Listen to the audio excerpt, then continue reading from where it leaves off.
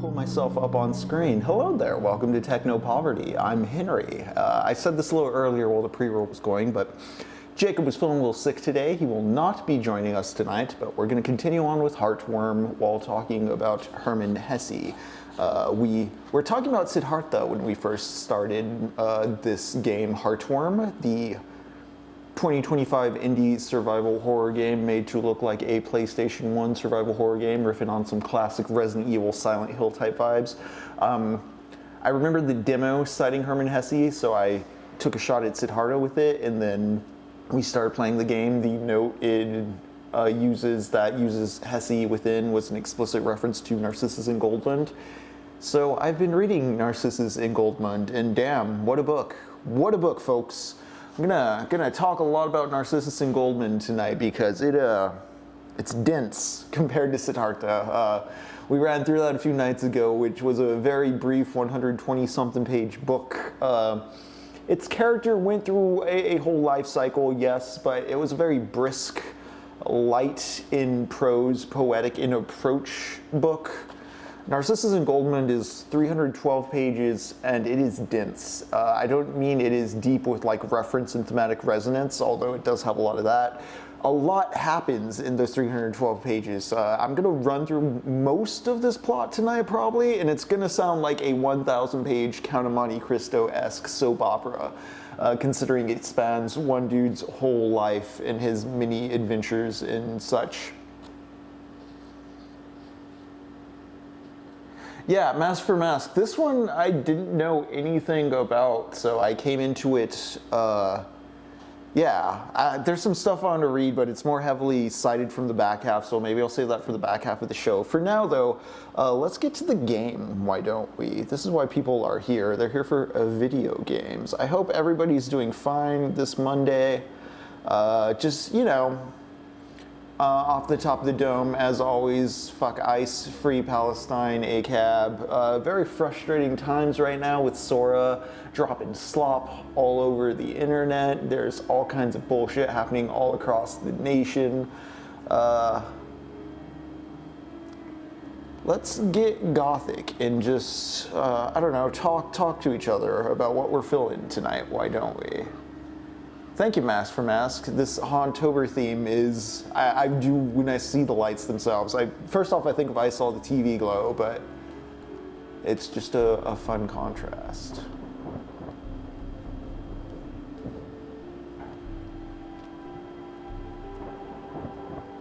All right. So I have to be honest with everyone for just a moment. The game I just loaded is not the same game you've been watching me play. I reran the first world with the little neighborhood, the snowy village, and the warehouse. I did a rerun of the first part of the game so that I could have more health items. And as you can see, I have more here, although this is not the right space.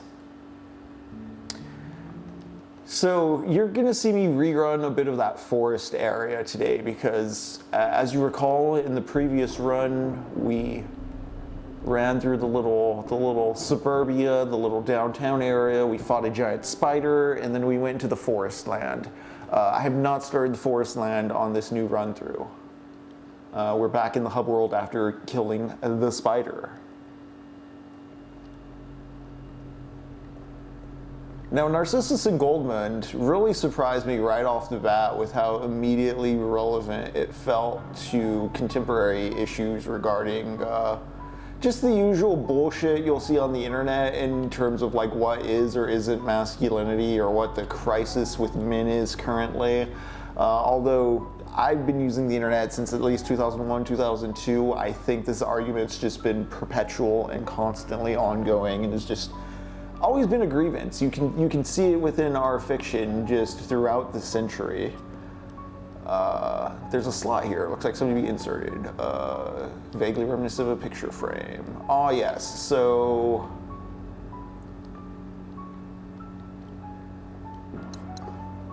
I forgot on the first game to do this, but the photo we found in the garden in Suburbia, we can use it right here.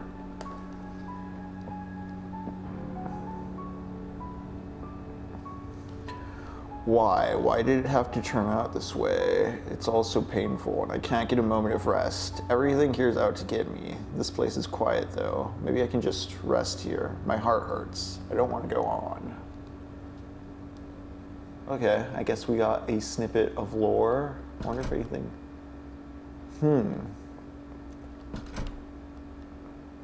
Wonder if that'll open at any point if I keep feeding it photos. What about over here? Doesn't open from this side. This is the sort of hub world between worlds from last time. What we're gonna do, and this isn't me just hopefully padding out the run so Jacob can see more of it, is we're gonna run chess while I talk about the opening of Narcissus and Goldmund. This is an optional puzzle that's been stumping us each night. If anyone in the chat happens to be good at chess, I'll give you a moment to suggest a move while I talk about Narcissus and Goldmund. So I bring up the toxic masculinity stuff because Narcissus and Goldmund takes place, it starts at a cloister in the Dark Ages. The cloister at Maribron. Which I believe is somewhere in Germany.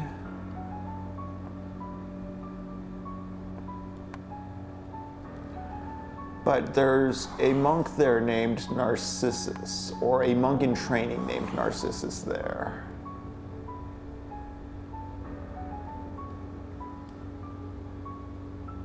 For there was another game.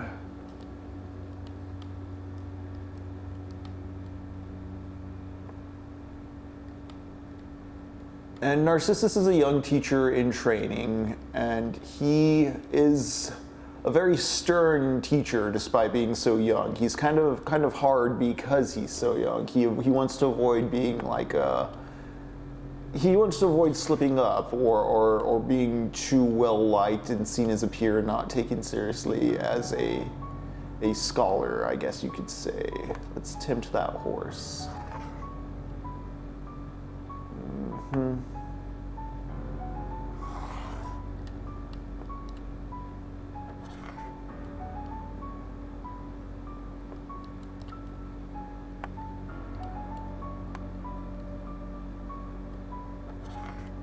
All right.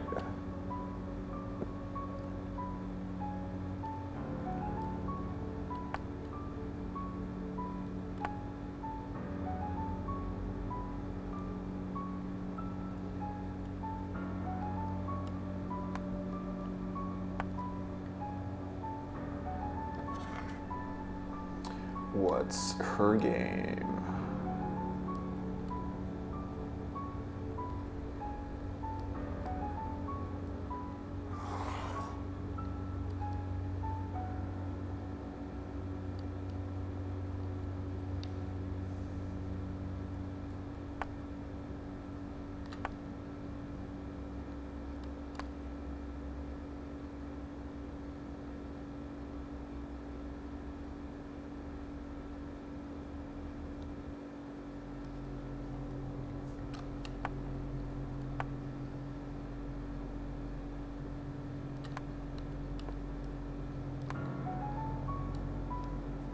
Put some pressure on that knight. Oh, what's this queen gonna do to me?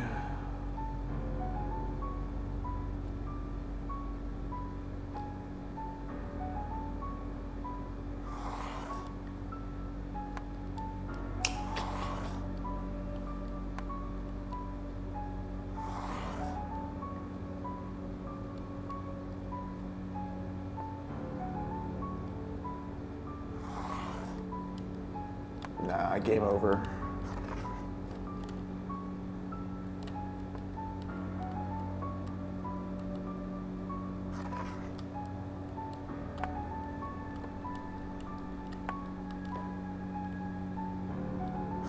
Yep.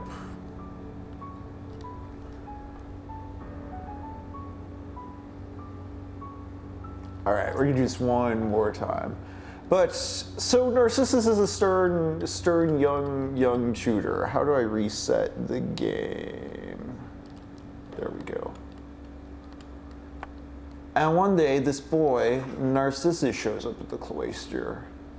And now the thing about the cloister is, it's not like, you don't go there to become a monk necessarily. This is in the medieval times. If you're like landed gentry with some money, you can send your kid there to learn how to like read and write and like Latin and all that.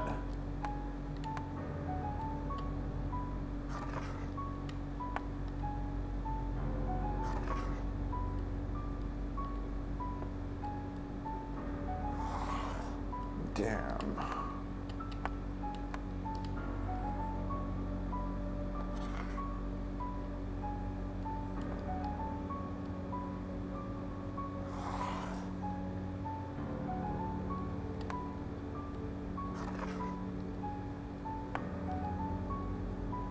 I don't know why I did that actually, but night for night. Oh, unless I gotta move my king, yeah. She's great at doing that pressure shit.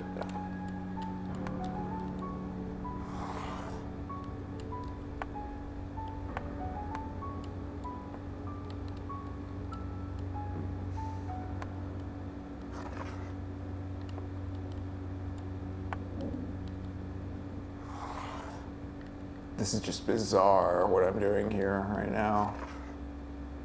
Yeah, okay. And Narcissus wants to be the best boy in school. Or at least he says he wants to be the best boy in school, but it doesn't seem within his nature. No, Goldmund. Goldmund shows up. Why did I say Narcissus? It's Narcissus and Goldmund are the two boys. The two leads, as it were. Queen takes that. Cool. No, damn it. We're gonna go to the forest world, folks. We're going to the forest world. But Goldmund shows up at the cloister, wants to be the best student, and Narcissus just can tell, like, it's not in this guy. That's not who he is inside. That's not in his nature. And Goldmund himself will like say he wants to do things, but then he falls asleep in class or he doesn't follow through on his studies. He's clearly, despite wanting to put the effort in, not getting the lessons, so to say. There is a dissonance in his character. On top of that, because he wants to be the best boy, he's very stern and anxious about following the rules. Some students invite Goldmund to sneak out one night, and they all go down to the village to have some fun. Hanging out, just sipping drinks, talking with ladies down in the local town. And the girls really like Goldmund. He's an attractive little boy. He looks like Griffith from Berserk. He's a dainty blonde.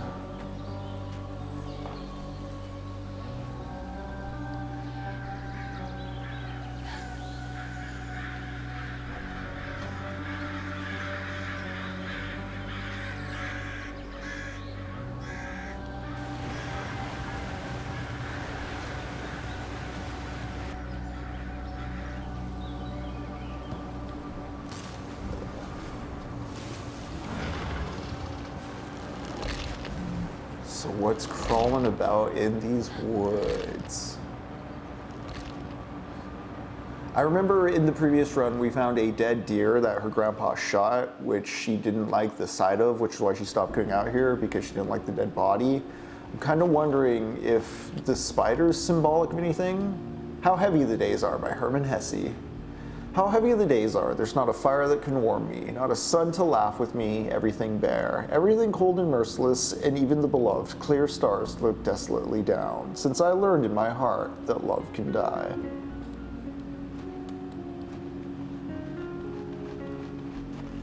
My grandfather used to take me hiking here as a kid. I kept coming on my own after he passed. It was a grounding experience. Something to get me out of my own head. My memories here are good, for the most part, but I stopped hiking here after some bad ones. Just to catch people up who may not have seen the prior sessions, I'm playing as a girl, I believe she's 18 years old. Her name is Sam. Her grandfather recently passed away, and so she went to a house out by the old factory in the woods. She heard stories that in that house there is a room that will take you to the other side. The only thing is, everybody who's gone into the house has never come back.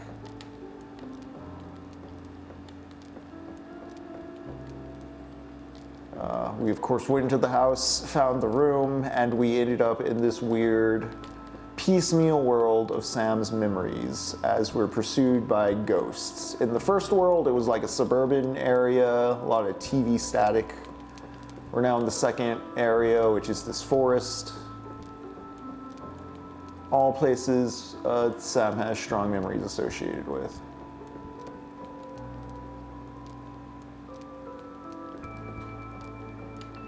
Maybe the house has some really comfy couches. Yeah, people go there and they're like, wow, this is the most comfortable I've ever been in a place. Why would I ever leave?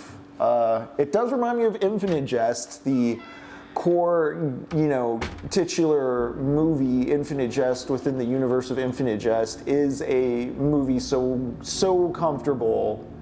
You're just gonna keep rewatching it over and over and over and over until you die. You're just gonna waste away watching the thing. It's so cool to watch. I bring that up because there's some stuff that happens near the end of Narcissus and Goldmund involving the idea of the mother, the Madonna, this maternal yearning we're gonna find out Goldmund has with him and he carries with him all his life. That in some ways plays into David Foster Wallace's idea of what Infinite Jest's entertainment looks like. I believe during the Summer of Doom I mentioned that the actual film Infinite Jest is a very maternal, apologetic woman dressed as the Grim Reaper, just forgiving the son for all their sins, comforting him eternally. Kind of a salve to the male psyche. Where am I in this angle? Whoa. Okay.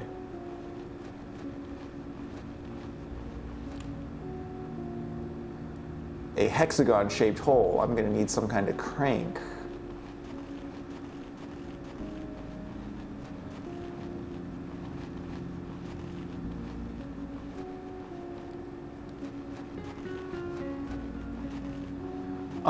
But Goldmund, at the end of this night out, as he's leaving, one of the girls at the party he's hanging out with gives him a quick kiss, and it freaks him out. It scares him. It drives him anxiously and insane. And Narcissus the next day can see something's bothering him, and he's quite shaken. And Narcissus is like, yo, what's up? And Goldmund confesses to Narcissus, I was at a party and a girl kissed me and now I'm ruined forever. If there's any doubt in my mind that this is not the afterlife, that has been laid to rest. It's useless to try to figure out what this place is though. I have to use everything I have just to keep going. Whatever these monsters are, they're relentless, and that thing guarding the tome page almost took me out for good. If I know one thing for certain, it's that Mom isn't here. That doesn't matter anymore, though. I have to escape, but I'm not hopeful about my chances. This place isn't giving up either. So these journal entries, I'm not sure if Sam wrote them, or if someone Sam's pursuing wrote them, or... Because I'm under the assumption, especially after reading the manual, which is a wonderful jewel case style manual in the proper aspect ratio and everything, Sam's grandpa died, and that's why she's here. These journal entries are written about someone searching for their mother here, so I'm assuming it's someone before Sam who came and found the room.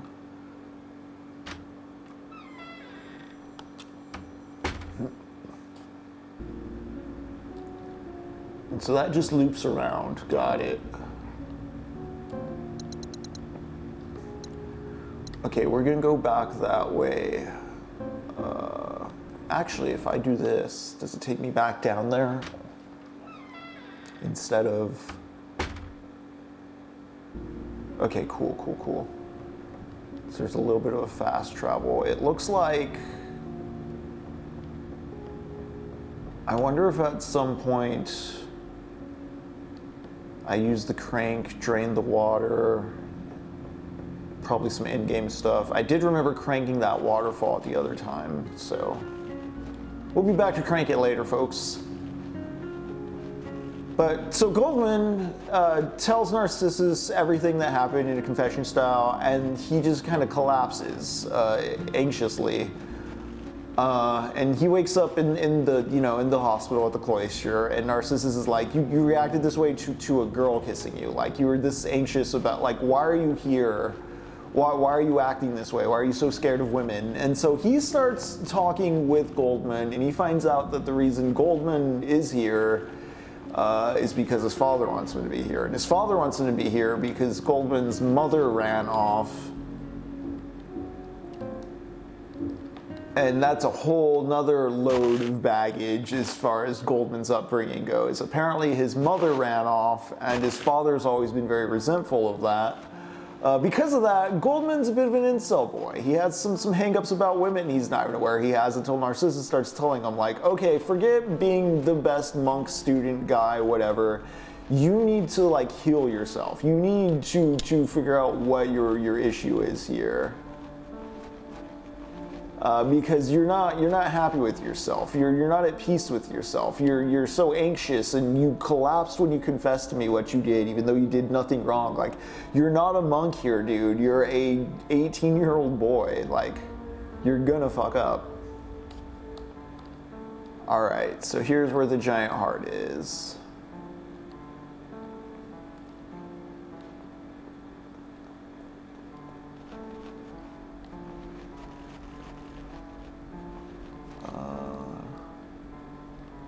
So I know there's that statue there. I'm not really seeing anything else.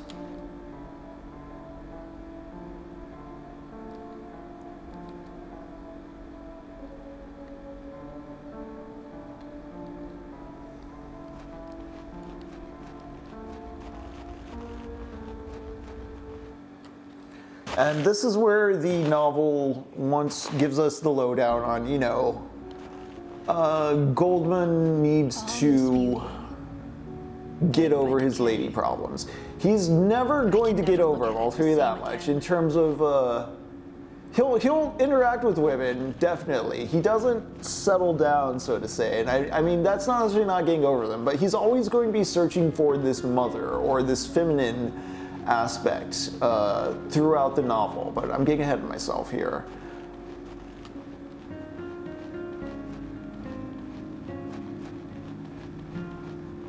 Narcissus just encourages him to, hey, stop trying to be like perfect in your father's eyes and figure out and fill the world for yourself and how you respond to it and find what you do that way. He has a hunch that, that within your nature is whatever, that's God trying to tell you, this is what you're good at, this is where you should direct your energies. You have to, find yourself that way. You can't just like cut yourself off. And it's interesting to me Narcissus feels this certain, considering he too is only a few years older than Goldmund and already dedicated to the cloister. But this is part of the duality that the novel will keep bouncing around as we go on. Oh, I hear something. I hear something coming for me. I think it's on the other side of the cornfield, actually.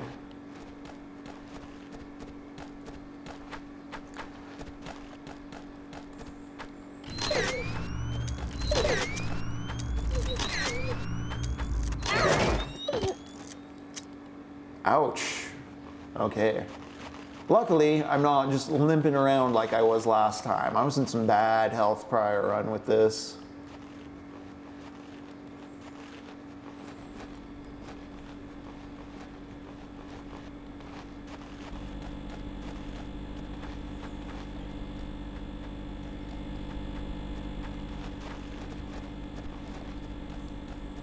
Where is it?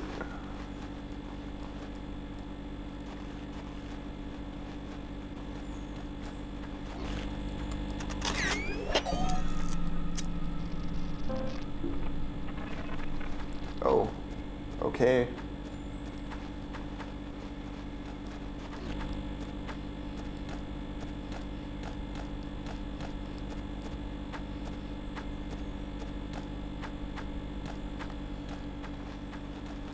Come around the corner, please. Okay.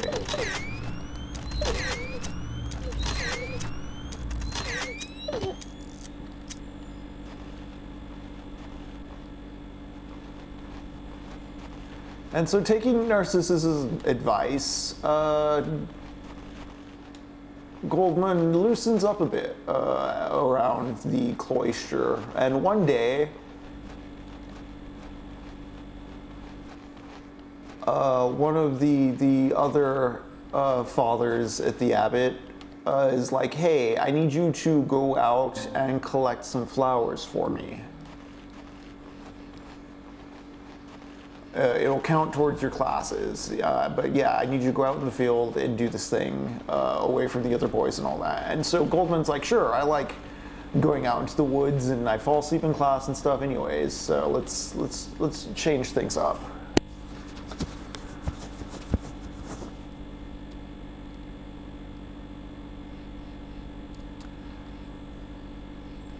All right, so, okay, I thought it was maybe because Sam's grandpa shot the doe, but I guess it is unclear what happened with the doe.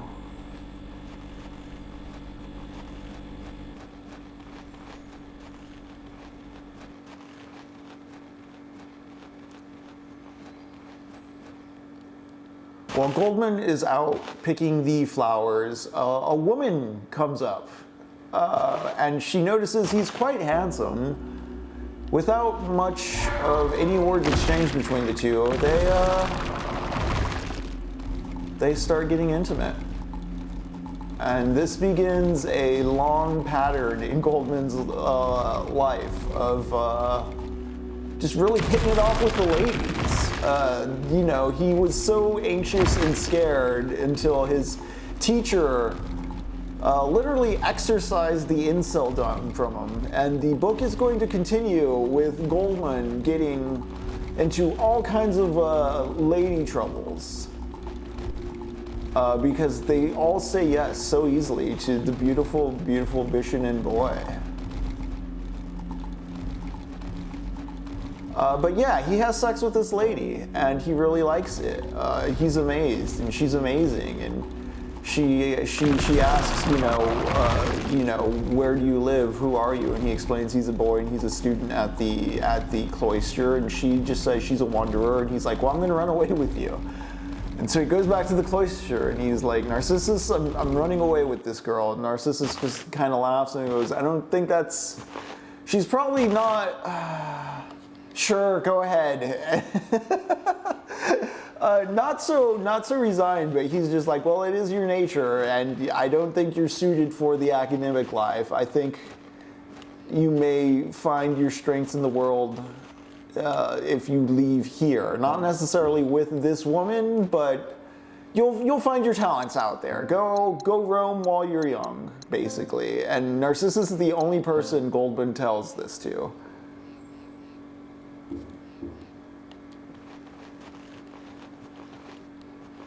And so that night, the lady comes back outside the cloister, and Goldmund meets up with her. Let's check our map. Yeah, Master Mask, you know what? Refuse no loads, accept all holes. I did read Goldmund as being somewhat bisexual. Narcissus does straight up early on in the novel say, well, I like boys. I can tell you probably like women. He just straight up calls Goldmund out like that when like exercising the incel shit from him. He's like, you got problems with your fucking mom. You don't even know what you want to bang. It's a lot of that. It's really great. I mean, I'm being a bit crass with it, but Hesse is huge on the emotional masculine stuff in a very bisexual way, I'd argue. Yeah.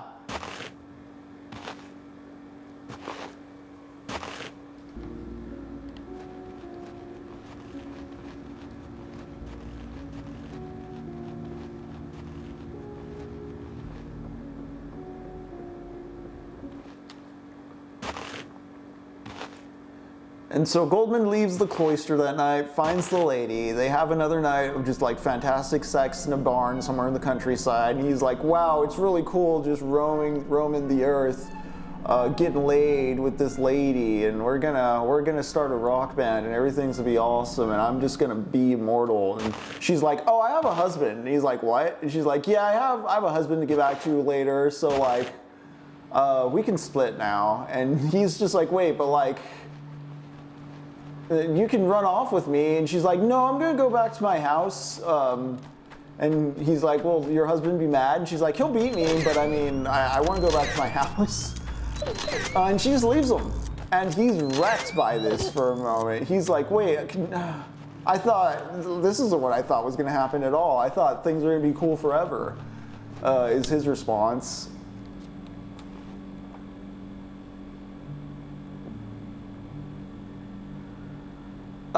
Narcissus says he was repressing his sexual self to perform for his father, who hated his mother, who ran off probably because his father sounded like an awful, stupid man.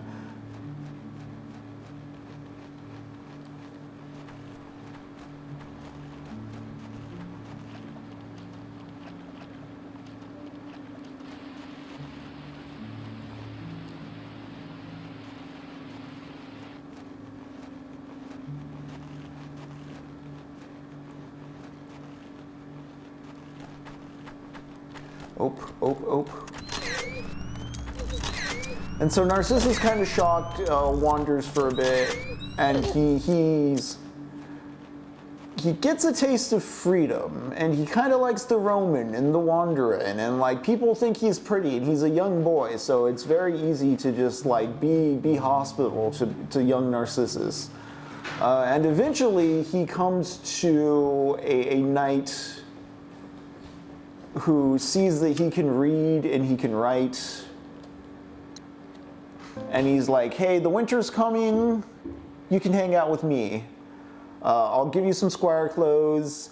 I'll pay you to transcribe some family history stuff. It'll be all cool. And Goldmund's like, cool.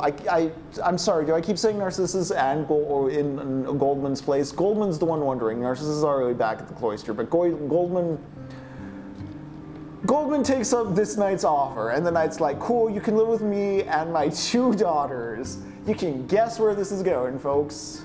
All right.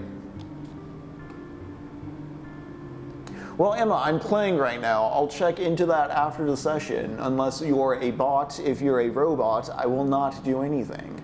Curate a memoir absolute while those you love don't ever have a chance to read it. Ebb along with time, in the end we all become the tide.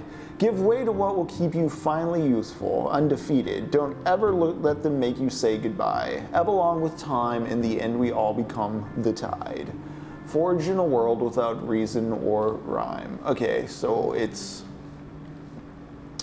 C, D, E sharp, G, F, D, E sharp, F.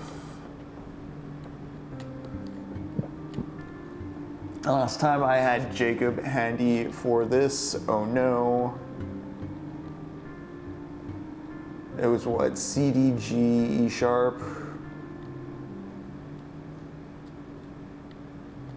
Actually, I will just take photos of the thing. Watch this, gang. I'm going to use my phone.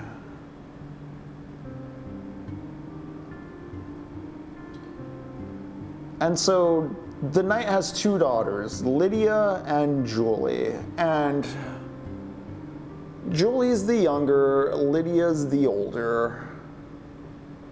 They're like 14 and 17 around that time. Around that age.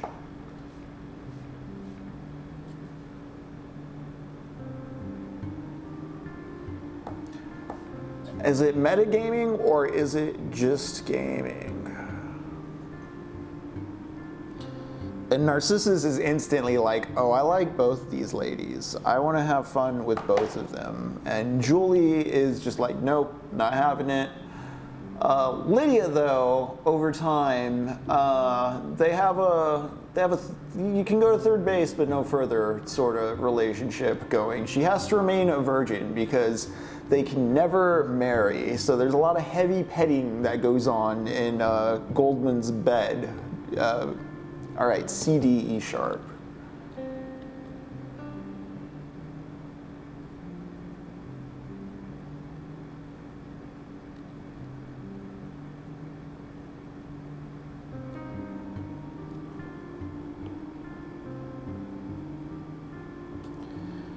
G, F, D, E sharp.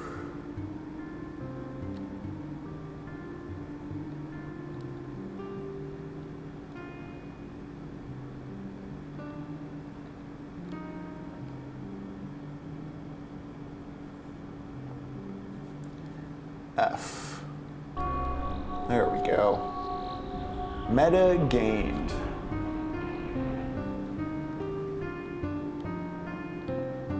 Is that everything in this house? I think so.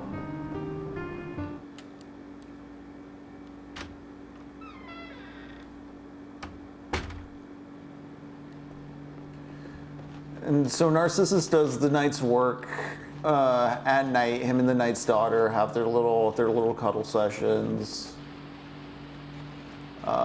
Narcissus, Goldmund does this, Goldmund does this, Goldmund does this. It's just that Narcissus is the first name in the title, so I say it all the time. But Goldmund wants more. And Lydia just keeps saying no. And one night, while they're having their little cuddle session turned, oh, no, that's an enemy. They start arguing again, and Julie comes into the room. And she's like, if y'all are gonna get busted and get us all in trouble, I might as well see what this is all about. And suddenly, Julie really likes being in bed with Goldmund, and Lydia gets very mad about this. And a fight breaks out. They make a bunch of noise. Lydia runs off and tells father what's been going on. All right.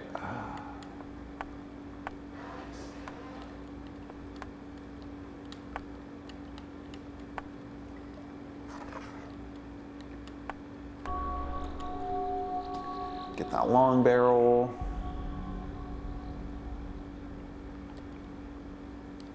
It's probably giving me this to fight these statues more effectively.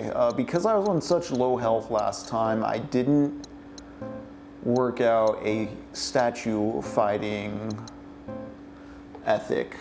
But I have a long exposure on now, so I think I have a further distance I can hit those statues from. Let's see how they let's fight. Let's pick a fight with these guys.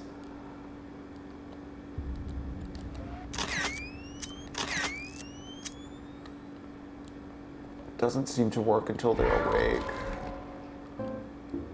But I do need the bolt cutters.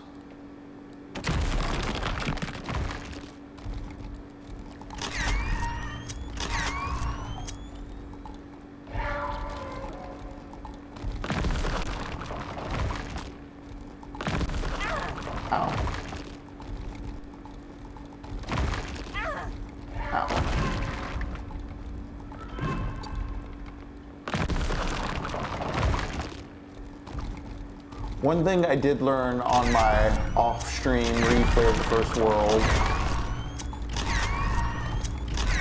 is that Sam's pretty durable. I was healing way too soon.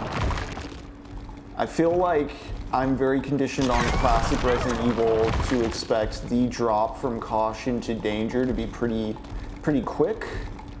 I feel like there's a bit more health across the board.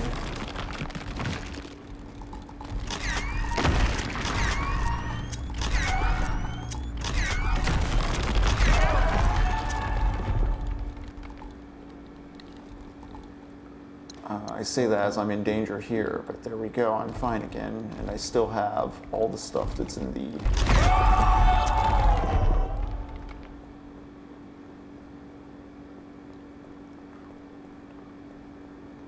Was there a machine or anything over here? No.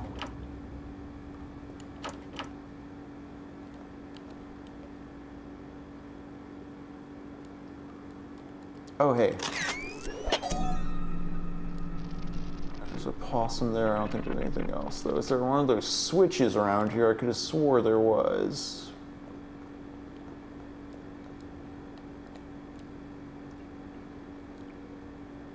Nope. Lydia tells father that Goldmund and her have been kissing at night and doing the bed stuff, and her father's quite angry. Goldmund thinks he's going to be executed at first. That doesn't turn out to be the case, though. He is given a horse, he's told to leave and to never come back. He gets off pretty easy.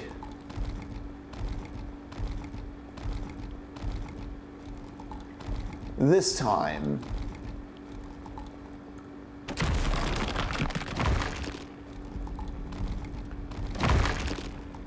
all right, did some dancing there. D. Hamill's memo, I know earlier you said you were having trouble getting used to the controls. Are you playing with the modern or the traditional tank controls? If you're still here.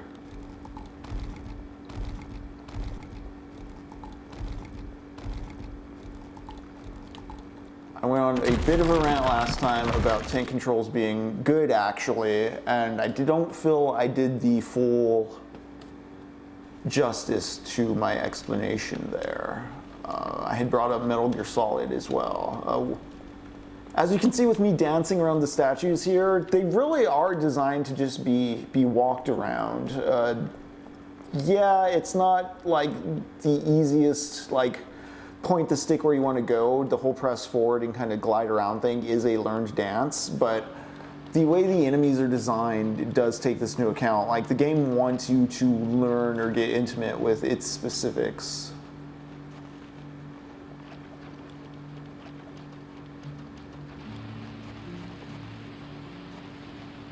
But I bring this up because I've been seeing a trend in PlayStation 1 games being called unplayable, which I find kind of silly. I will definitely say there are NES games that you can't play nowadays without some sort of guide from the internet. Like, I really like Castlevania 2, but definitely look up a guide to get down with that one. Same with like the original Metroid, Zelda. I don't fault you if you use a map or a strategy guide to figure out what the fuck is going on in old NES games.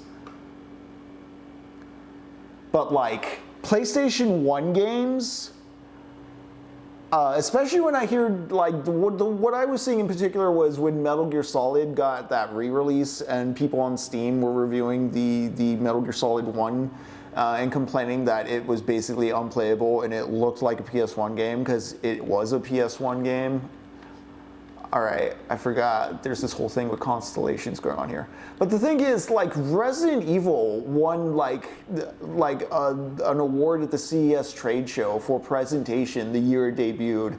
Metal Gear Solid was trying to impress a mainstream audience. Like, PlayStation 1 games were in some ways, blockbusters of their time with what they were trying to do.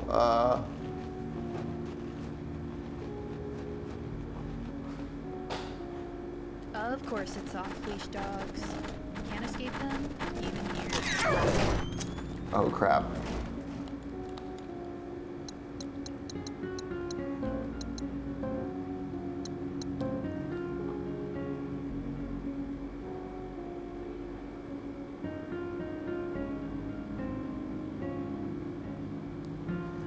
Yeah, Philly man, like, you recently played Silent Hill 1 and found it absolutely playable. I'd say, especially like with Silent Hill 1, like, the weakest part there is the cutscene presentation. That game luckily got better direction as it progressed.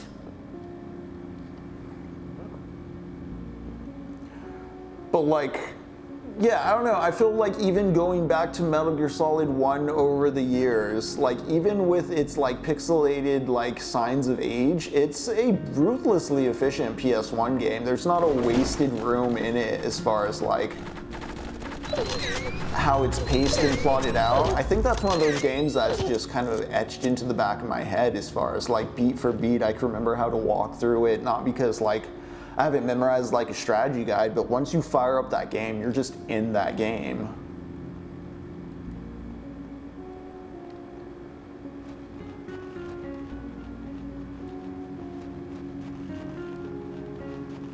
I think it speaks more towards this want to make all games over the shoulder third-person shooters, maybe, a sort of uniformity in format. Okay, where haven't I gone?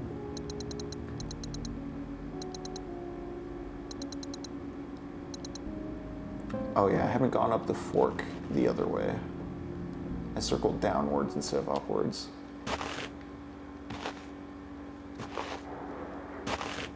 So Goldmund's back to wondering because his dick got in the way of the good thing he had going on with the knight and the writing job. He just couldn't keep his hands off them daughters. And so he wanders for a bit, and he makes friends with this dude named Victor. Now, when he left the knight's home, one of the daughters sent a stable boy to give him some food and a gold coin that he keeps hidden on him. Oh yeah, there's something going on with the constellations here.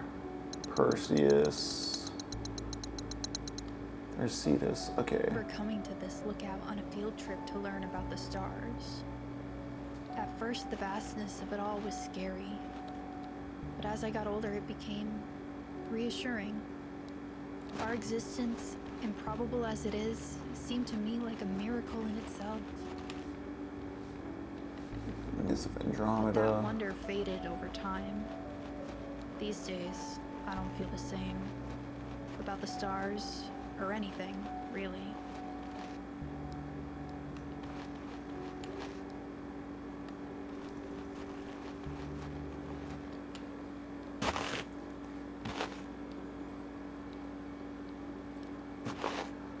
But Goldmund wanders about with his little gold coin secretly on him. He's a great favorite among the village wenches, and he meets a dude named Victor who starts hanging out with him on the road, and he kind of doesn't like Victor, although he learns a lot from Victor because Victor's kind of a rapscallion. He knows how to sing, he knows how to steal.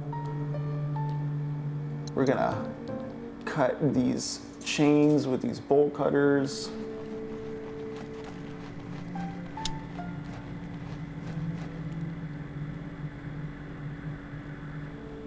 All right, I'm at 86. I think I gotta get to 100. I think there's like 2 or 3 switches left out there. There's also the dog.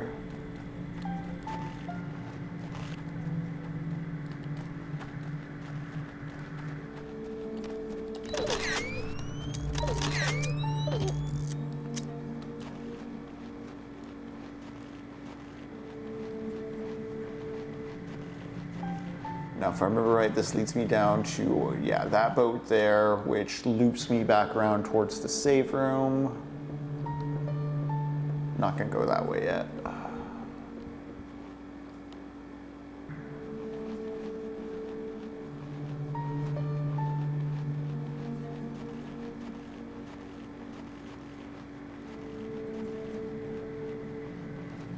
I think there's 2 ways I can go here. One's like a box puzzle room for sure.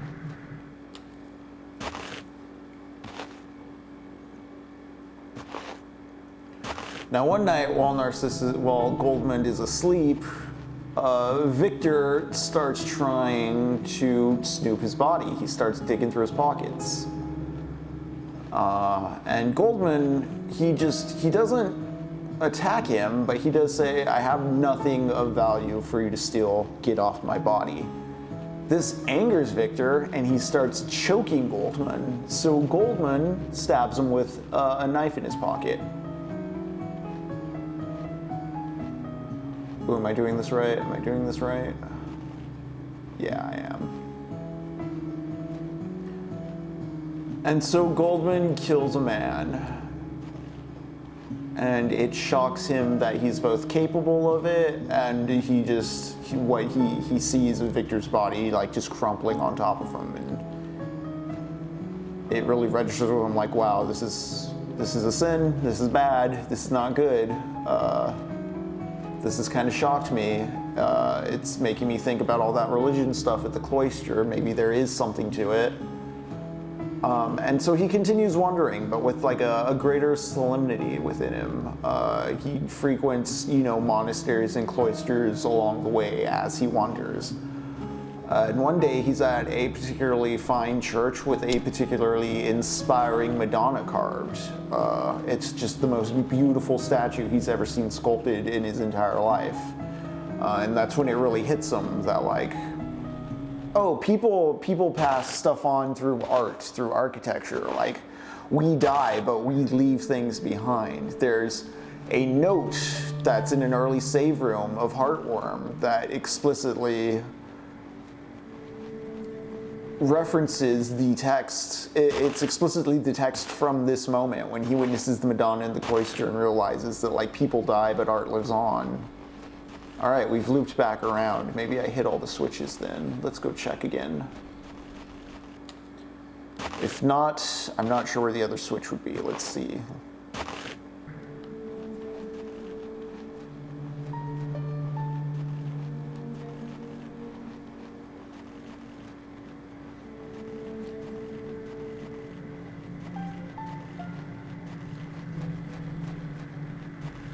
Yep, 100.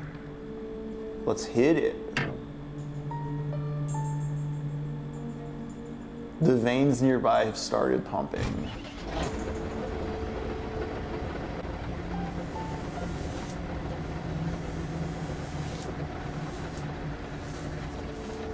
I'm going to guess the heart. Oh. Well, that's unsettling.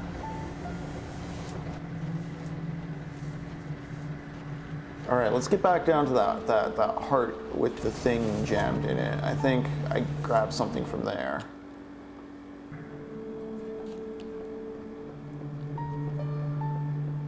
But Goldmund asks the father at the church, he's like, where'd you get, who did this statue? And he's like, oh, this artist in the bishop's city, we commissioned it from him. He's a great master. Master Nicholas is his name.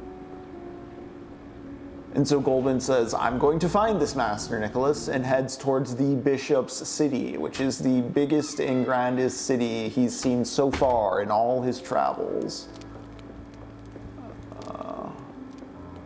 I'm going to save just in case, but I'm also going to check my inventory.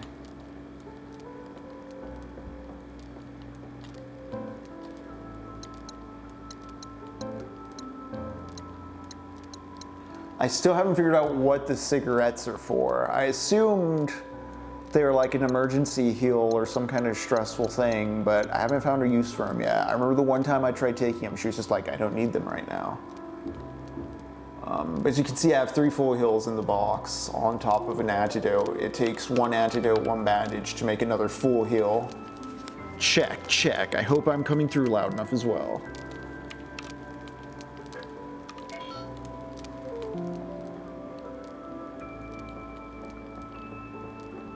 All right, let's go back to that massive artery and see if anything has changed. Or that church with the altar is the second place I would check.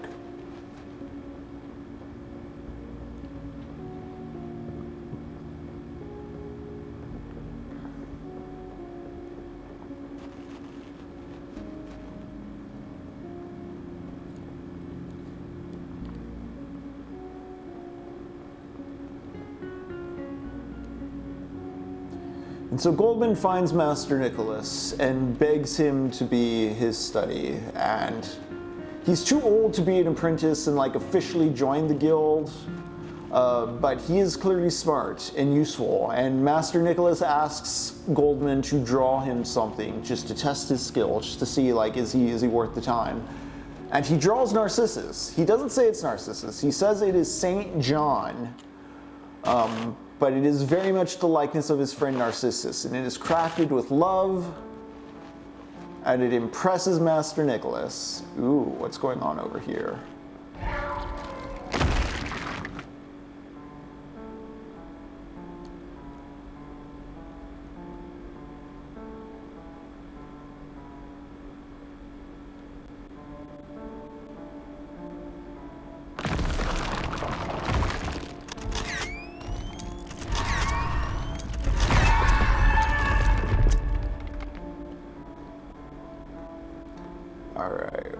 do with this machine?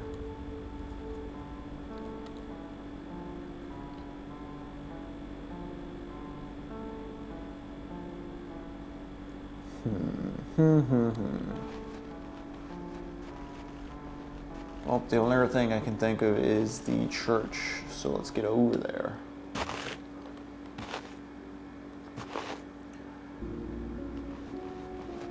And so Goldmund has the funnest time in the city. It's a time of abundance, it's a time of plenty. He's well liked, he's older, a bit more wise, but he hasn't lost his young, charming good looks. He's a great student, and he likes shaping things with the sculpting and the arts, and he's able to translate the images from his head into form that he couldn't with words. He has an artist's talent for him within him, and Master Nicholas really starts to admire this.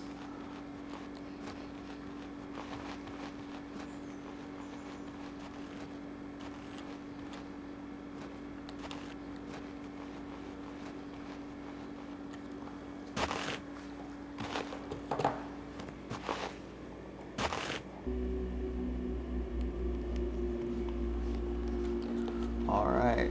Let's see if there's anything at this fountain now.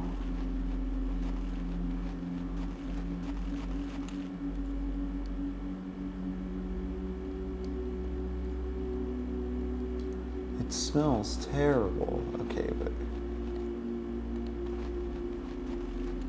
doesn't lead anywhere.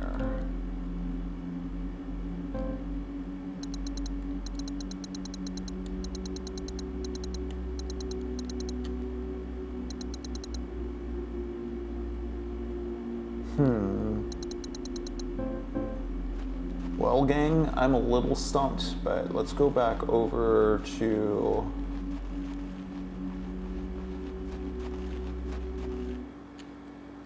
either the overlook with the telescope and the constellations.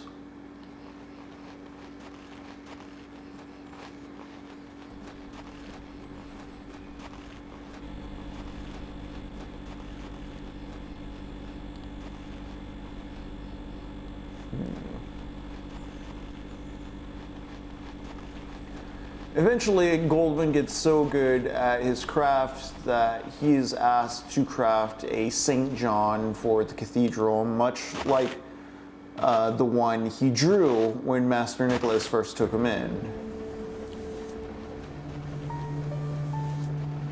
And hell yes, he wants to do that. He wants to make a statue of his friend Narcissus, and it is going to be the most beautiful statue he's ever made up to this point. It just, people love it. The Citadel loves it. Master Nicholas loves it. Everybody's like, hey, Goldmund, you're really good at this crafting thing. All right, let's see.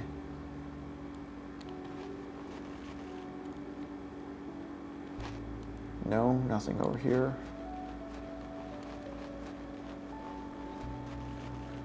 So I found Andromeda and Casas.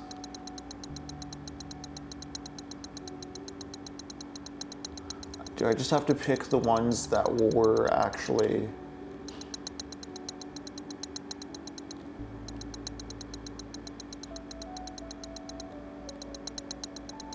Okay, I'll keep Andromeda up.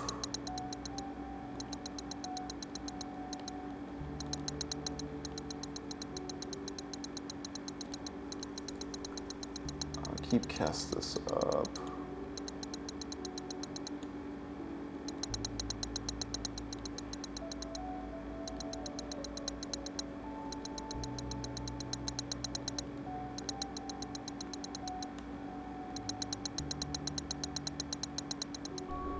There we go.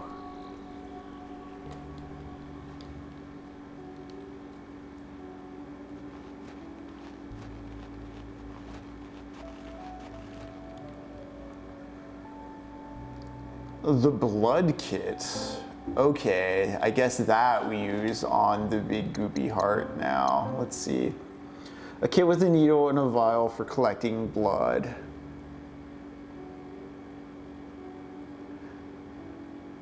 An Atlantic puffin in New England? What? Arctic seabirds this down south, huh? Also, mess for mess, that's really cool. A bird rehab.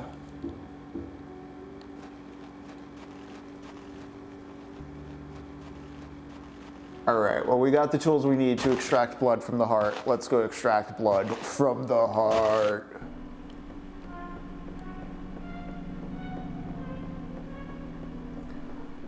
And Master Nicholas is like, you know what, I'm getting old. I can potentially let someone inherit this workshop, continue on the crafts. The implications there that his daughter might be up for it as well if Goldmund were to inherit the family estate. He's a craftsman in good standing in the Bishop City. It's a big prestigious thing to inherit this. And Master Nicholas offers it to Goldmund. And Goldmund decides, no, I'm done here. I need to get back to wandering. There's a face I've been seeing, a face of a Madonna, a woman. I haven't yet given her form in my art, and I don't know if I've seen enough of the world yet to give her form the proper diligence and grace. I don't know how to make that kind of art yet. I need to see more of the world. I can't stay here in this town. And this wrecks Master Nicholas. He was so set on giving this kid everything. Goldmund doesn't even realize how devastated Master Nicholas is by this, but he's decided, I'm going to leave, and so he does. And he decides to leave the Bishop City and go back to wandering after, spending what was like maybe 2 years, 3 years, becoming just a master sculptor, a woodworker, a crafter of things with his hands.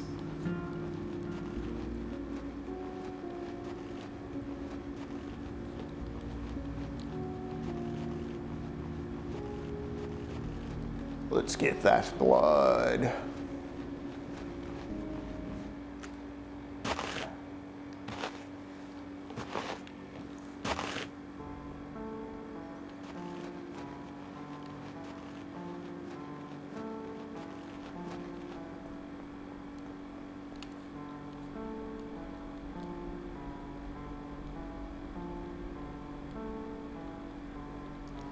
And so I do wonder with Heartworm, for instance, this character we're following whose journal entries are about searching for their mom in this space. The absent mother, the yearning for a mother. I don't need to use this right now.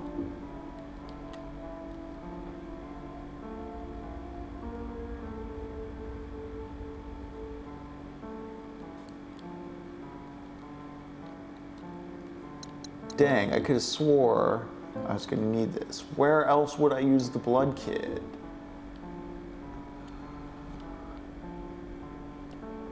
Is there beating veins elsewhere, or is there another part of this?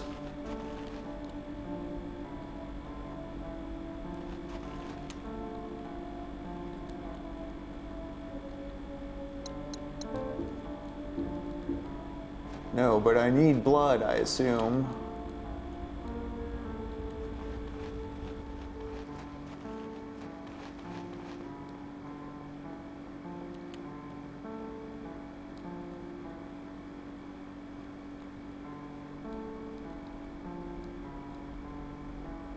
Something stuck inside the mechanism, doesn't seem to be a way to operate it. Don't need this right now. There's no blood already in it, right? For collecting blood. Is there a blood fountain somewhere I am missing? I guess I need to keep looking.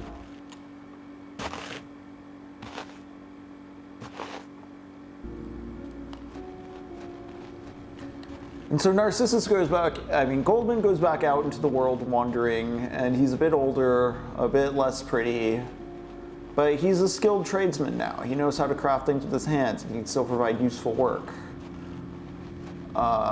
He still remembers Victor and is still on edge about other dudes who might kill him on the road. But he meets a dude named Rock. Oh, you know what? I know where I gotta extract the blood from. The dead animal. What's up, A.R. Berlin? I'm just collecting samples of blood in the woods in Heartworm while talking about Goldmund roaming the woods in Narcissus and Goldmund.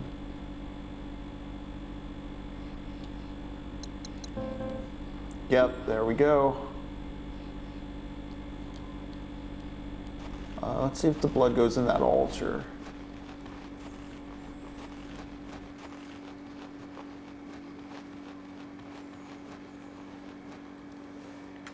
Or maybe I inject the blood into the heart?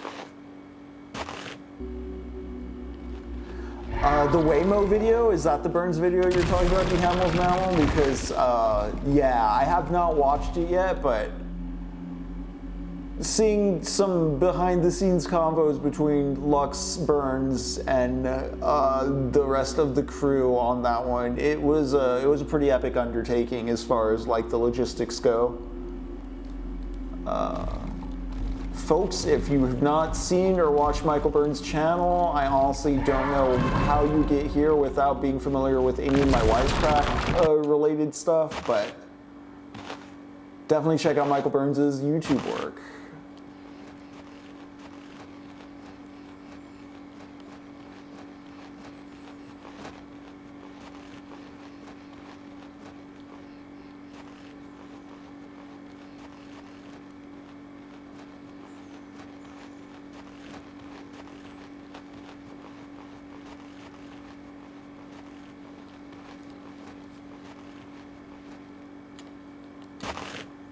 And D. Hamill's Mammal, you read in the penal colony, correct? I'll get back to Narcissus and Goldmund in a moment, but just to take a breather from the summary section, I just want to remind everybody that we will be reading and talking, we're going to be talking about Franz Kafka's In the Penal Colony, as well as the short story The Hell Screen, Borges's The Aelph, and Lord Dunsany's What Gnoles Would Have Practiced.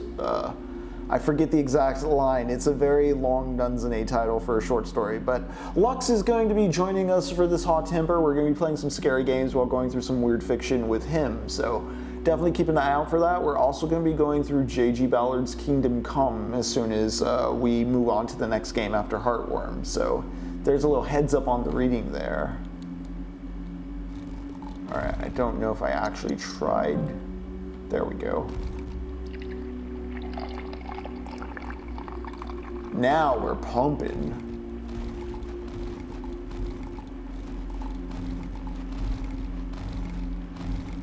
Did that open anything over here? Does not appear so.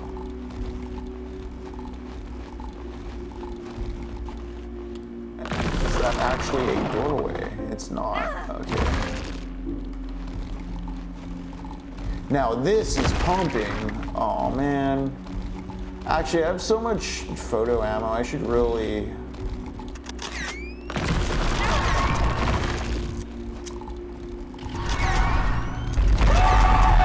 Which is funny because the first time I played, I remember them dissolving a bit slower.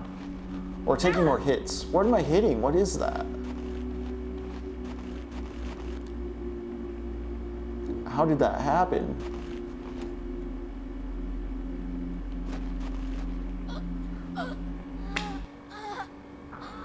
I don't get what was happening there? Odd.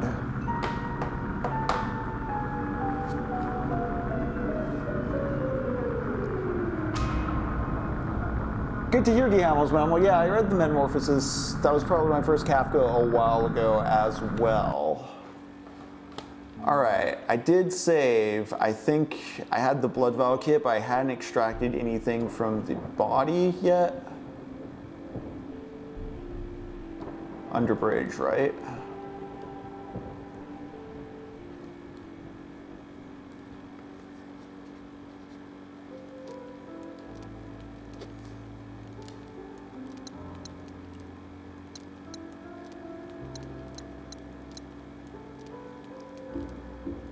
Oh boy.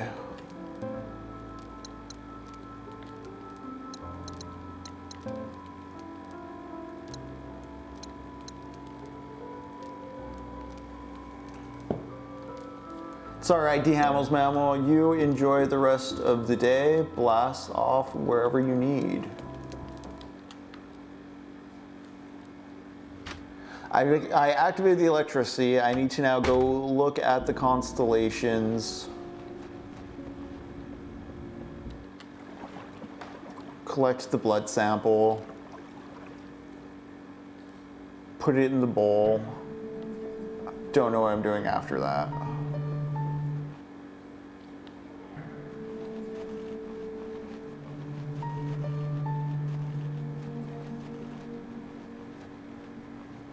But we will get there. And then I wanted to read a bit of the description of Goldmund's life once he leaves Master Nicholas's care and goes back out into the world. But for now, let's solve this puzzle, shall we? I need Cassiopeia, I need Andromeda, and then I need Kestis. Not Cephas. Kestis. There we go. If it isn't the consequences of my own actions, indeed. I wish people had to face the consequences of their actions in a more consistent manner in reality, but you know, sometimes bad people just, I don't know how they do it. They just get away with it. How they do it? How do they do it? And yes, 07 is a salute.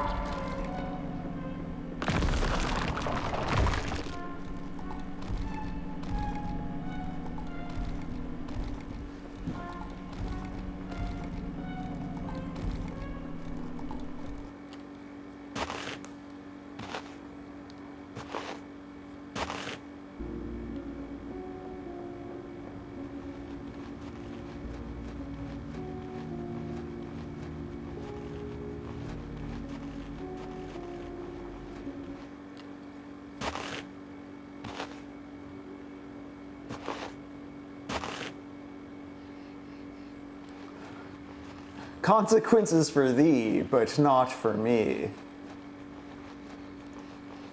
Me living by the sword, yes, fuck yes. Me dying by the sword, no, fuck no. Yeah, exactly, AR Berlin.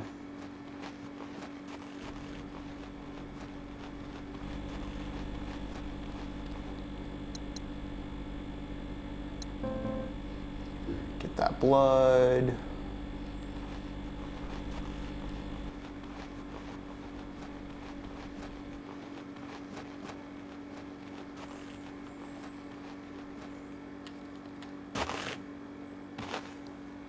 Would like to take a moment to give a shout out to Fight Opera as well. Lux and I are doing restreams of their shows. We have cast commentary on that as well. Definitely check that out on Wednesdays if you're not already following twitch.tv/fightopera. Do it now.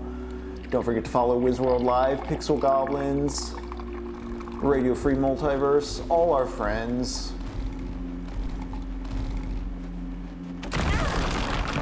I'm gonna get hit by rocks while running away now.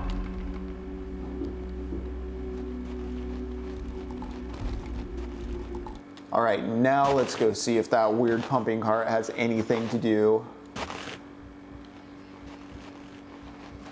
Oh, I hear it. Do y'all hear that in the soundtrack?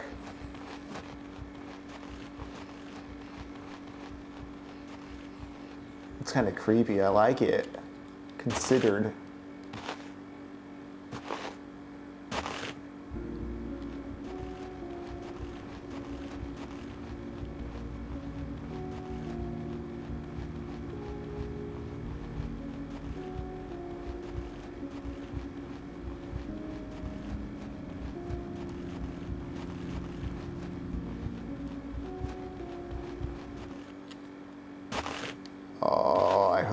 I'm not surprised with the challenge. There we go. Hear it?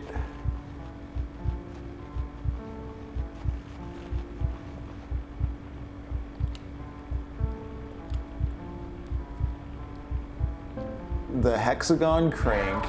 What a Resident Evil.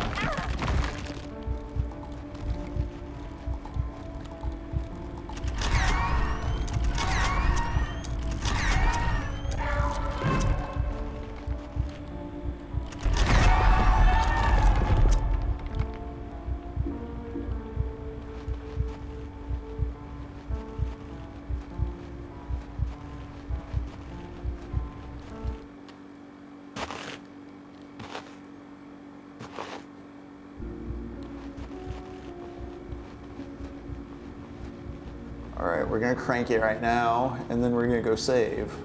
Told you we'd be cranking it. Everybody's gone cranking USA. Everyone has been cranking. That is why we are in this alienated, isolated, just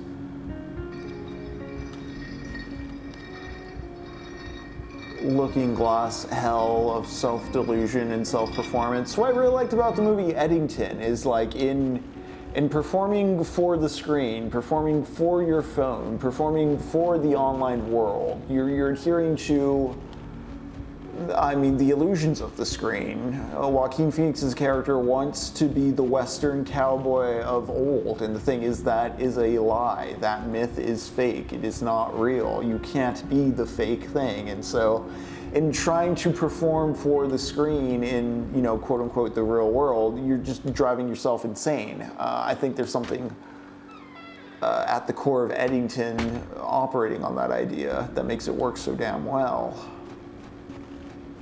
All right, we're gonna save, and then we're gonna go down the spooky stairs. I'm gonna maybe grab some extra health too. I'm wondering if I should switch to the long barrel lens. That might help us fight this boss coming up. I assume there's a boss down the spooky stairs, similar to the spider. Maybe a giant dog. We will see when we get there.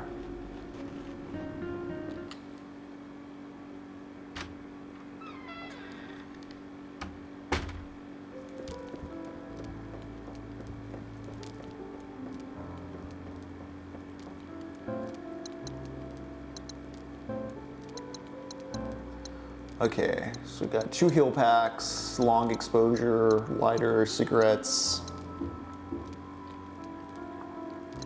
I've been a bit liberal with my film, but I think if there's just a boss north in the area, we'll be all right.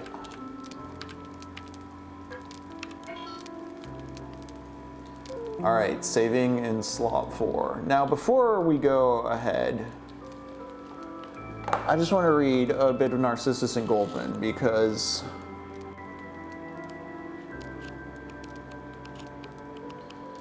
I just want to. This is when Goldmund has left Master Nicholas, and as I said, he's wandering as an adult. During the first days of his new wandering life, in the first greedy world of regained freedom, Goldmund had to relearn to live the homeless, timeless life of the traveler. Obedient to no man, dependent only on weather and season, without a goal before them or a roof above them, owning nothing, open to every whim of fate. The homeless wanderers led their childlike, brave, shabby existence. They are the sons of Adam, who was driven out of paradise, the brothers of the animals, of innocence. Out of heaven's hand, they accept what is given to them from moment to moment: sun, rain, fog, snow, warmth, cold, comfort, and hardship. Time does not exist for them, and neither does history, or ambition, or that bizarre idol called progress and evolution, in which house owners believe so desperately. A wayfarer may be delicate or crude, artful or awkward, brave or cowardly. He is always a child at heart, living in the first day of creation, before the beginning of history of the world, his life always guided by a few simple instincts and needs.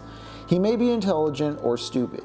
He may be deeply aware of the fleeting fragility of all living things, of how peddily and fearfully each living creature carries its bit of warm blood through the glaciers of cosmic space. Or he may merely follow the commands of his poor stomach with childlike greed.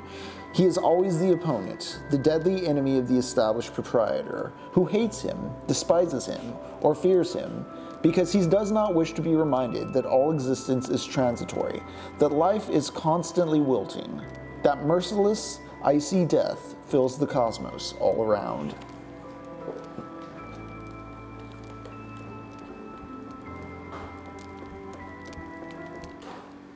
There's a fear of Goldmund as he goes back out there.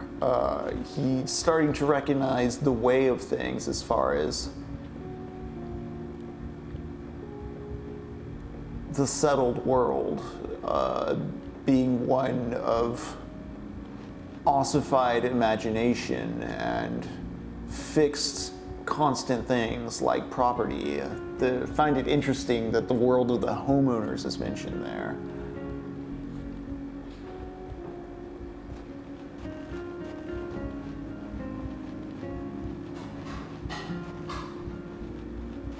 I find it interesting, too, that we now live in an age where we are all somewhat transitory. The moment of the homeowner, in some ways, may have passed. How are you feeling about that, chat? I wonder about that, because so much of the American dream in American history is about, free real estate, of settling the West, of getting your 40 acres and a mule, of getting a space to do your own thing, unburdened or unbothered by the state. And as that becomes more and more impossible, yes, we're going to see Nazis and it's going to get more and more racist, but it's like, well, what do you replace that with? What do you supplant that with if you want to keep going and you want some better sort of dream? Yes, AR Berlin, audio. All right, let's see what's down these stairs, shall we? Should I switch lens types, I wonder? I'm sure it's gonna be some kind of boss and I might want to be further away from them. Let's go for it. Let's see what's down here. I'm curious. I love these custom door screens, by the way.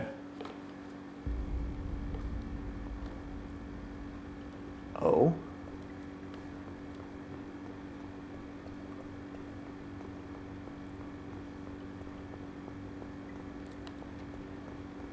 Hesse wrote this novel, I believe it came out in 1930. And there's some interesting stuff because, let me tell you what happens next. Goldmund begins wandering again. And he gets a little twin companion named Robert. Robert's not like Victor. He's not evil. He's not trying to kill Goldmund after some time. He's a bit cowardly in some ways, and I'll tell you why. One day, while Goldmund and Robert are wandering, these villagers start throwing rocks at him and tell him to go away and to not enter their village. And they're wondering, like, well, what the fuck's your problem? Why do you not want us to interact with you? Why do you want us to keep at a distance? Why are we social distancing? Can you folks guess why these people want Goldmund to respect their distance? I had mentioned earlier that this is a novel taking place in the Dark Ages. This is a medieval novel. This is not a contemporary novel.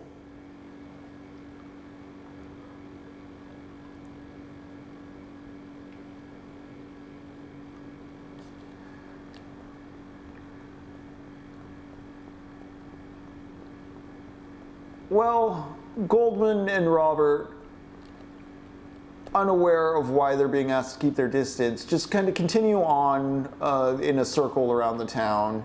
And they find an abandoned house with a cow that is mooing because it hasn't been milked in some time. It's starving.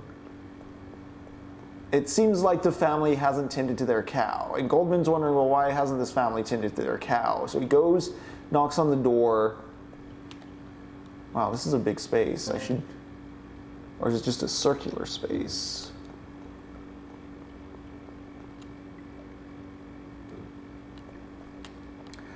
Oh man, that's wonderful, and that's kind of where everything eventually gets with this story, but it's going to be a moment before we get there, but trust me, it is very beautiful when it does. I was brought to tears a few times in the back end of this novel. I understand now why it's Hermann Hesse's most lauded work. It's a great book.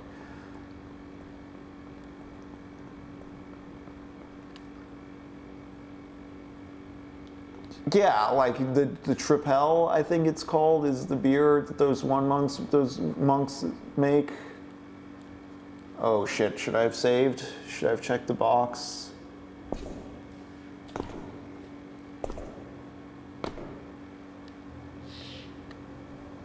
Maybe.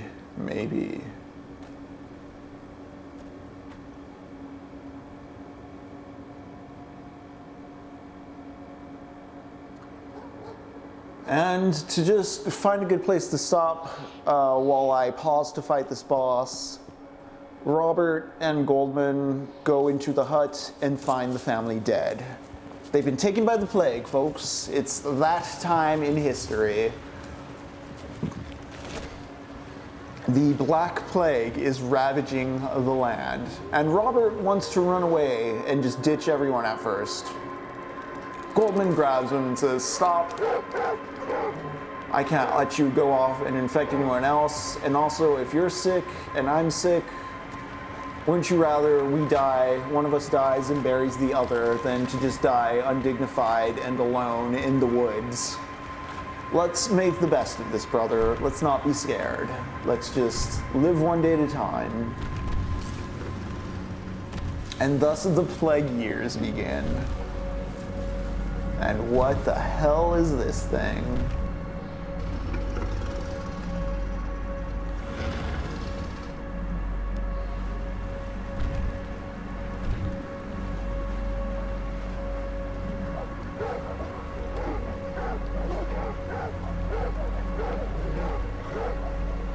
So did she encounter an off-leash dog at some point as well? She made that mention when I was walking around.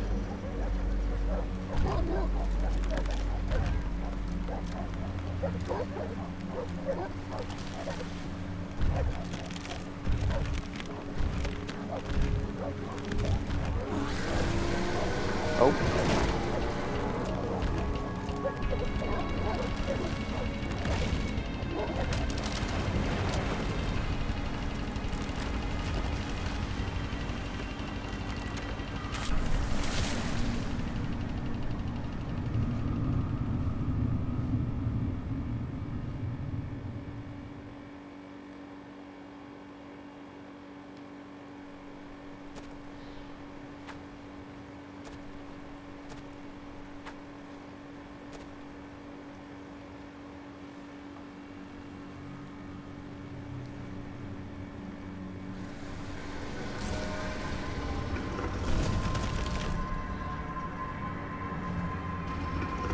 All right, let's go. Oh, shit.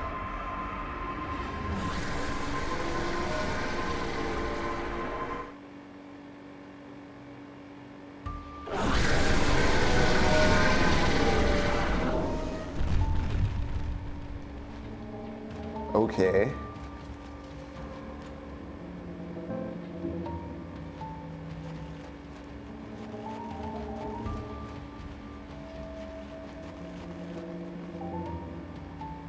First aid kit, some film.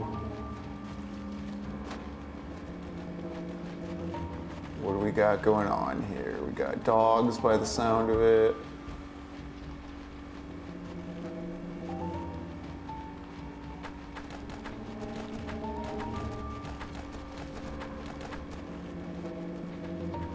Yep, there's dogs behind me.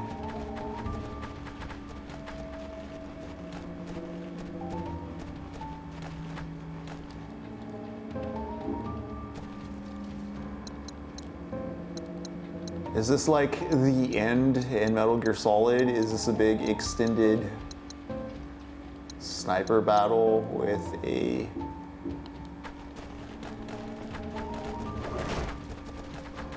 Oh man, there's a lot of them. Okay. Okay.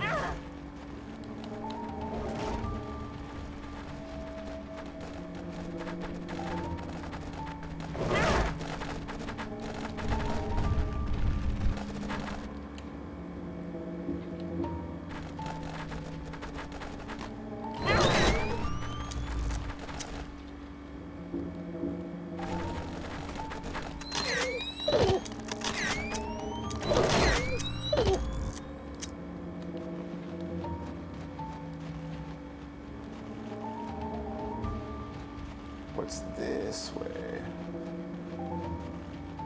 Oh, there's its...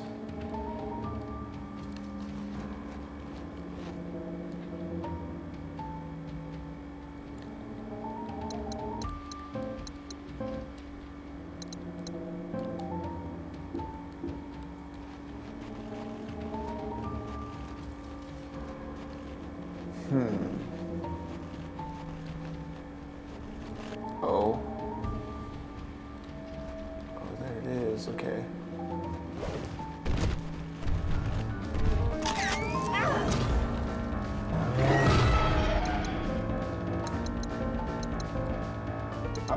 let's get back to the first shot.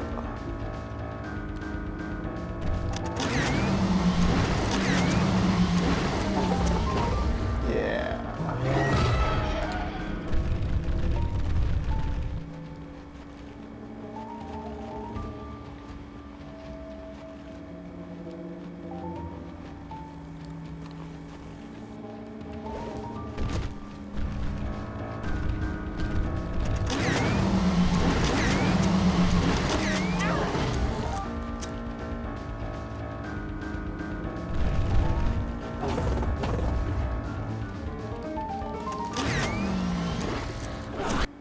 Oh wow, that one went down way faster than the spider.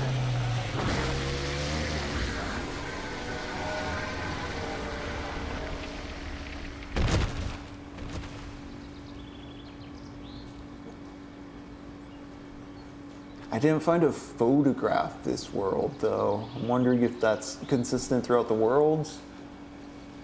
I feel like I licked the corners pretty good, aside from it looked like there was a healing kit in the battle arena. There we go, wilderness page.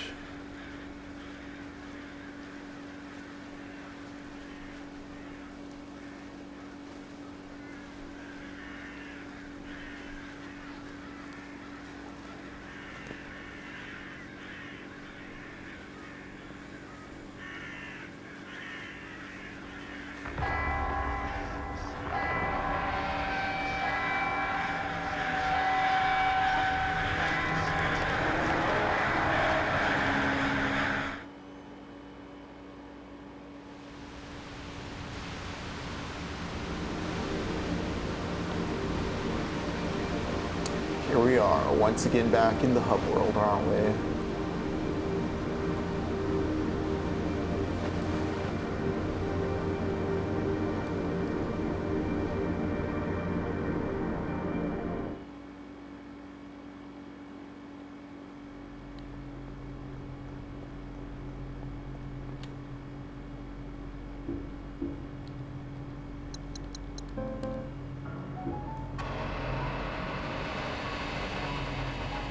Cool. We have opened yet another door into another realm.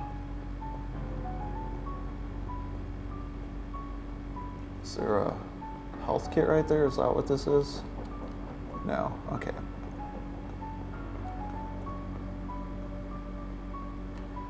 What wonderful, weird, traumatic world will we be entering next, I wonder?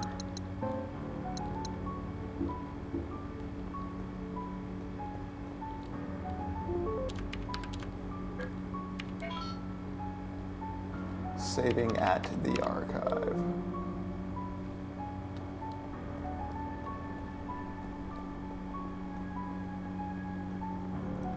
All right, I think there's one more passage I want to read to y'all describing the outbreak of the plague. And then we're going to take a quick break before we continue on with Heartworm, and we're going to talk about the back half of Narcissus and Goldmund. More like the back third. Ooh, interesting gears. I wonder, is the next world going to be a sort of grim industrial factory? It looks that way. Spooky.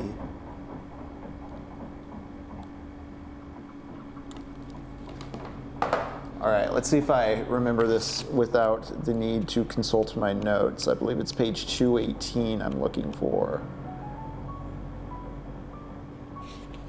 It is. I was right. All right. I'm going to put the Heartworm on pause. We're going to go to break in a moment here, but before we go to break, I just want to leave you with one more thing in regards to Narcissus and Goldmund. Once again, just for a little station ID, my name's Henry. This here is TECHNOPOVERTY, the stream where we use books as an excuse to play video games as an excuse to read books. We're going through Heartworm while working through Hermann Hesse's Narcissus and Goldmund. We do this every Monday and Thursday at 7:30 p.m. We also do it on Tuesdays at 3 p.m. all times central. Typically, I have a guest with me, but Jacob was sick tonight. Lux will be with us tomorrow. We're going to go through some weird fiction. But for now, we're being a bit more meditative for HAUNTEMBER. Typically, we'd be watching spooky movies, reading scarier stories, but because of the direct referencing of Hesse, we decided to get a bit more spiritual at the start of the spooky season.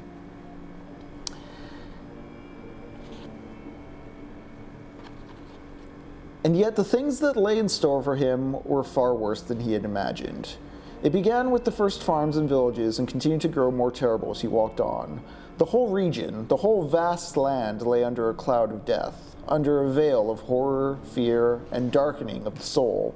And the empty houses, the farm dogs starved on their chains and rotting, the scattered unburied corpses, the begging children, the death pits and the city gates were not the worst.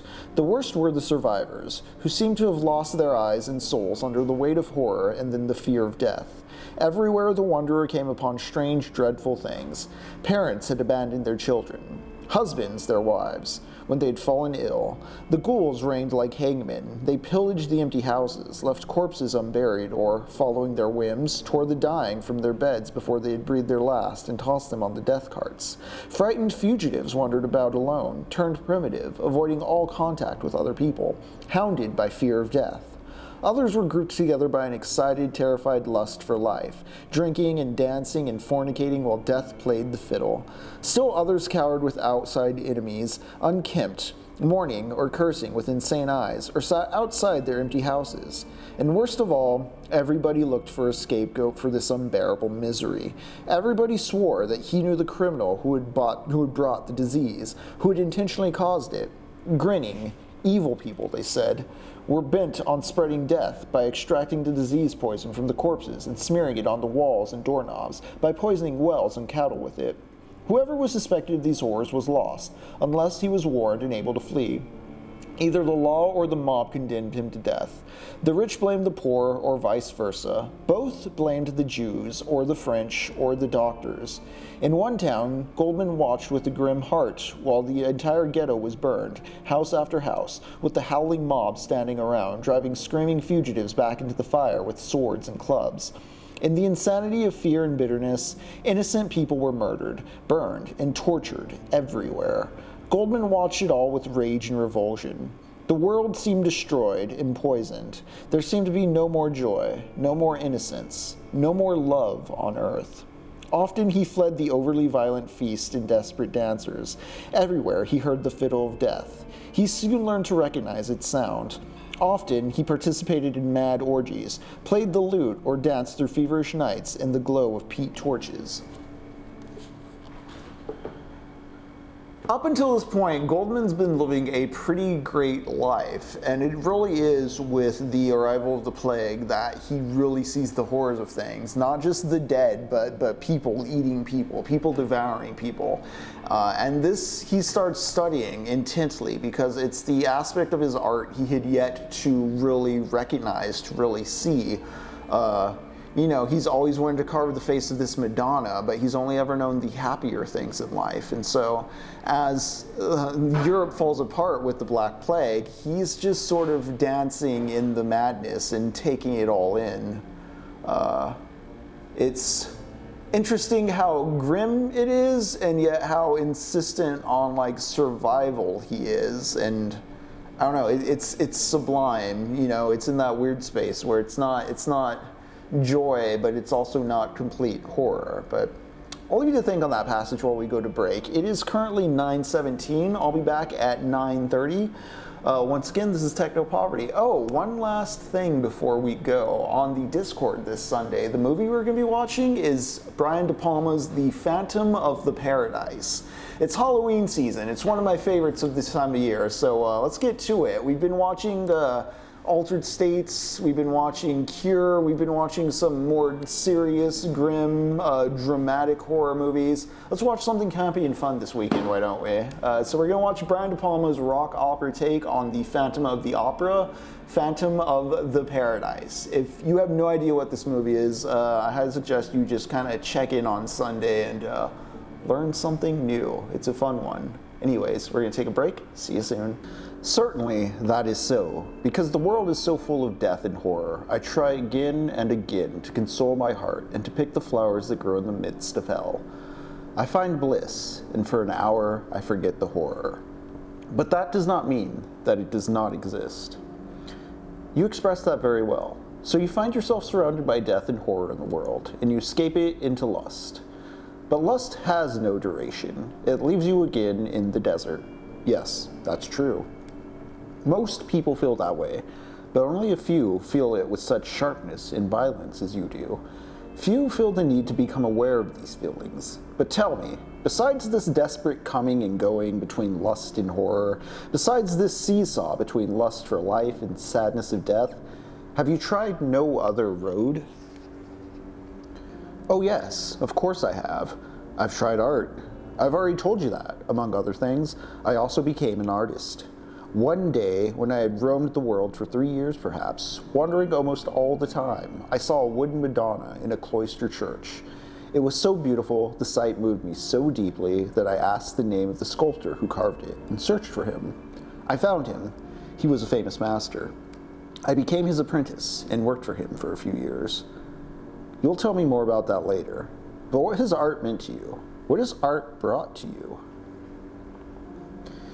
It was overcoming the transitory. I saw that something remained of the fool's play, the dance of death of human life, something lasting, works of art.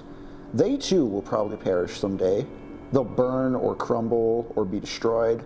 Still, they outlast many human lives. They form a silent empire of images and relics beyond the fleeting moment. To work at that seems good and comforting to me, because it almost succeeds in making the transitory eternal. That is Goldmund telling a friend what art means to him after wandering for so long in the plague years and seeing death and remembering what he learned from Master Nicholas and what he felt he was still missing. We're going to get back to playing Hermann Hesse, Heartworm, while talking about Hermann Hesse's Narcissus and Goldmund here on TECHNOPOVERTY. Hi, I'm Henry. Hope you're having a great Monday.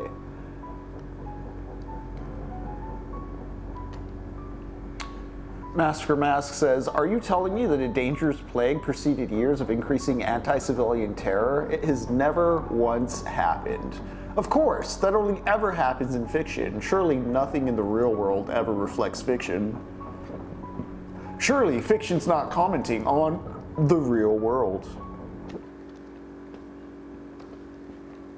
Ooh, let's see what this secret third world is going to be.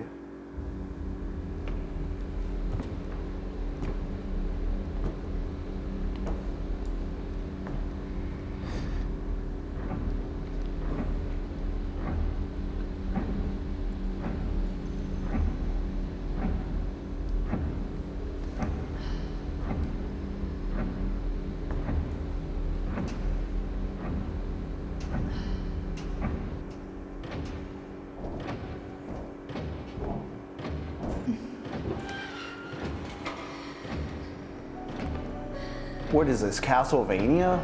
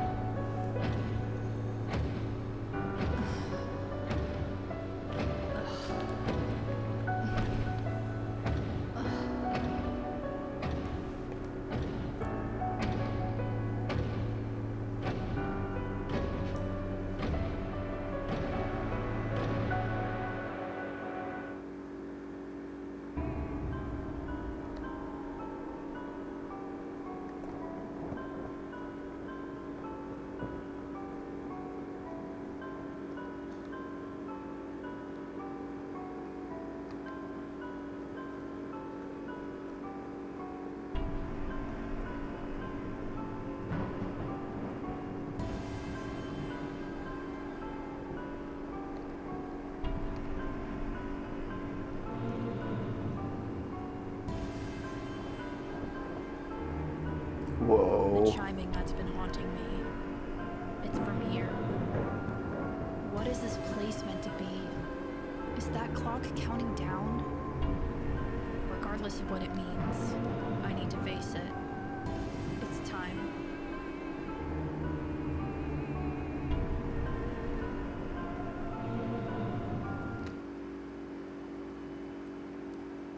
It is time to rise to the challenge. Let's figure out what's going on in this bizarre space. Clock entered the clock tower.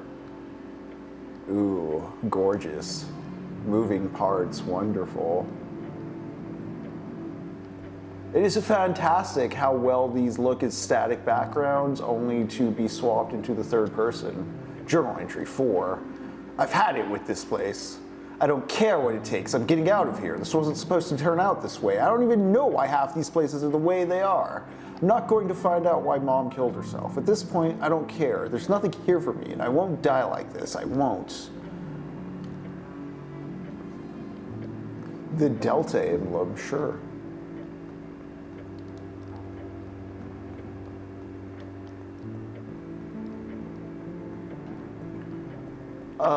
Goldmund and Robert, in all their wandering and dodging of the plague, arrive in a city, and in the city there's a lady that catches Goldmund's eye, and she's just the servant girl for the dying elderly, and Goldmund's like, hey, come with me, girl, we'll go live in the woods, it'll be cool. Ooh, a display, okay. 4 things, empty. She agrees, and so Goldmund and this girl, I believe her name's Lisa, or Lise, and Robert, they all go find a cabin out in the forest. It's been abandoned, away from the city, away from the plague people, and they have a little idyllic country life for a bit. Lise is concerned because winter is coming, and they need some way to stay warm, and Goldmund just kind of laughs it off. Robert doesn't really seem to say much. Dang, locked.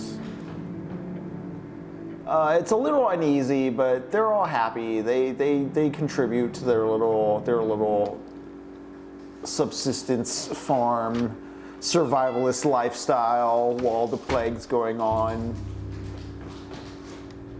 Ooh, interesting.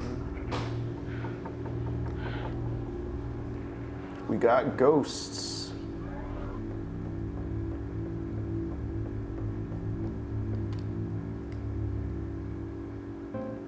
Hell yeah, I'll take a bandage. All right.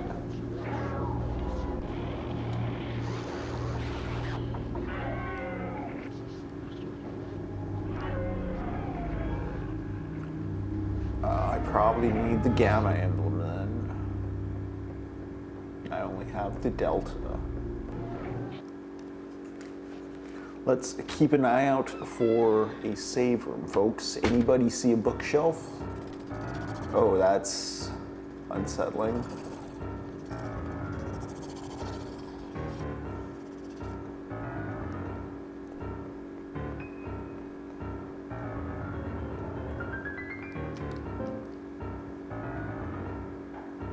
Oh, this is crazy.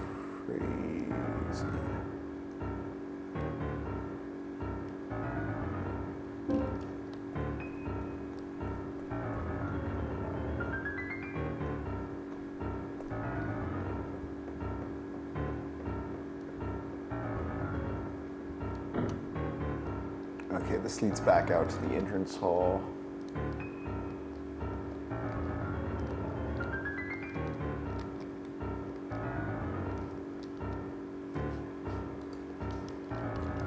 Okay, is it loading or something? What's taking so long? It froze on me. Oh no.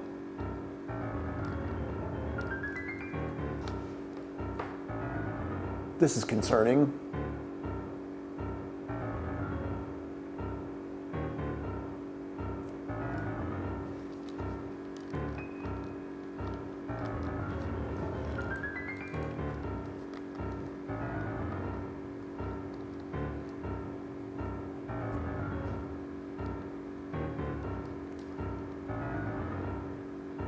Well, gang, we'll be right back. I might have to go back to the bumper screen and take another short break if this doesn't load in a moment here. And then I can go back to telling you about Goldmund and Robert and Lise just living their little country lifestyle while mass death occurs all around them.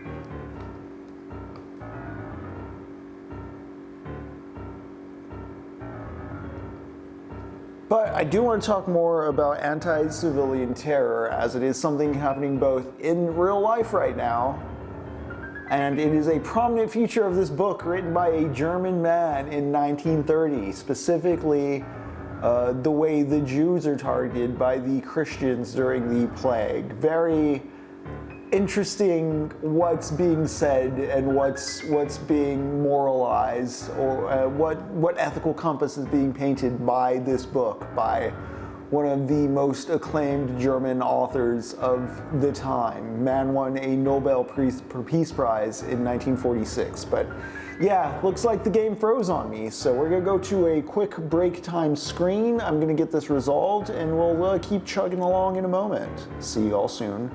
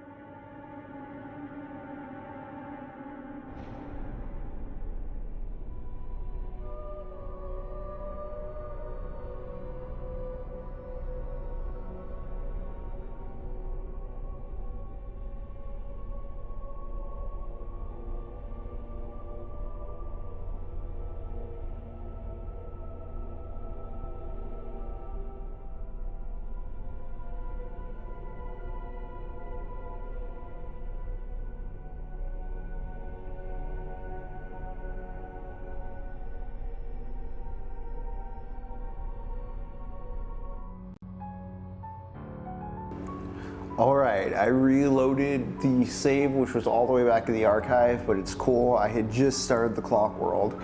Gang, I'm going to step away from the camera for a moment to rehydrate, but I'm going to leave the chessboard up. We're going to do another chess game. I'll let some people throw out some moves, some suggestions. I'll be right back while I rehydrate, and then we can play a game of chess, then get back to the game proper. I swear I'm not just killing time until Jacob gets back for sessions and such. We're also going to keep talking about Narcissus and Goldmund, of course. Thank you for your patience with these technical difficulties. I'm going to go get some water. Be right back.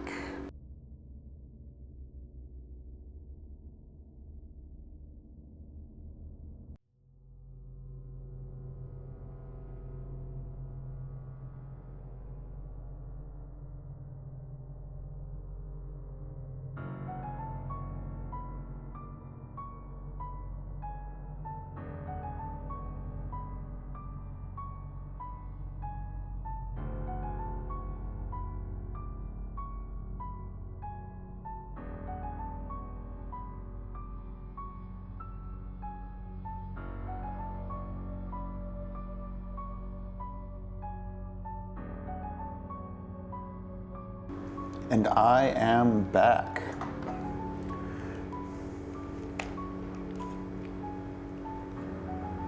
Make sure my controller's still working. Just a reminder of upcoming works we're going to be discussing on the channel. We're going to be discussing The Hell Scream, the Japanese short story. Author escapes my tongue at this moment, but Lux and I are going to be talking plenty about that soon. In addition to the Hell screen, we're going to be talking about Kafka's In the Penal Colony, Borges's The Aelph. There's one by Lord Dunsany we're going to be discussing as well that's also escaping me at the moment, but I have stickied these all in the Discord, in the books channel. I've also made a post on Blue Sky with PDF links or HTML links to most of these stories.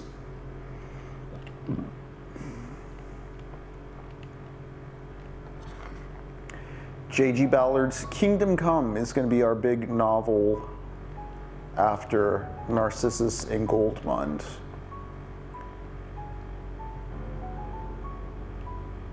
Despite taking place in 2009 instead of the Middle Ages, it too has a lot to say about mob mentality and fascism. All right.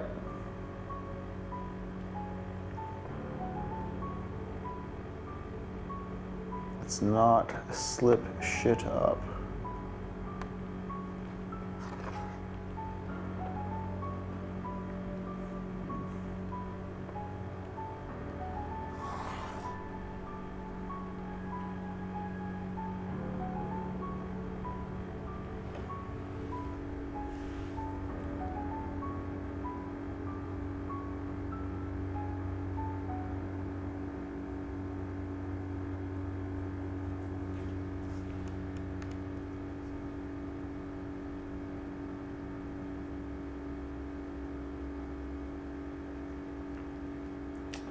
Could put some pressure there.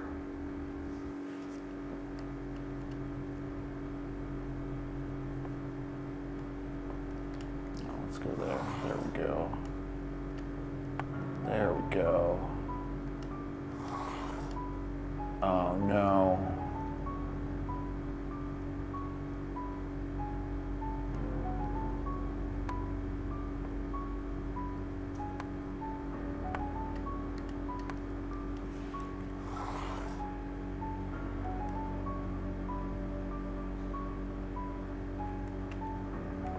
I guess time will tell if that was a sacrifice worth making for now.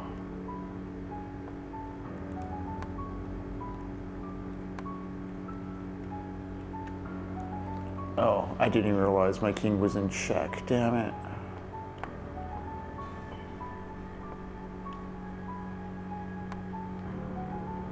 Bad for my rook.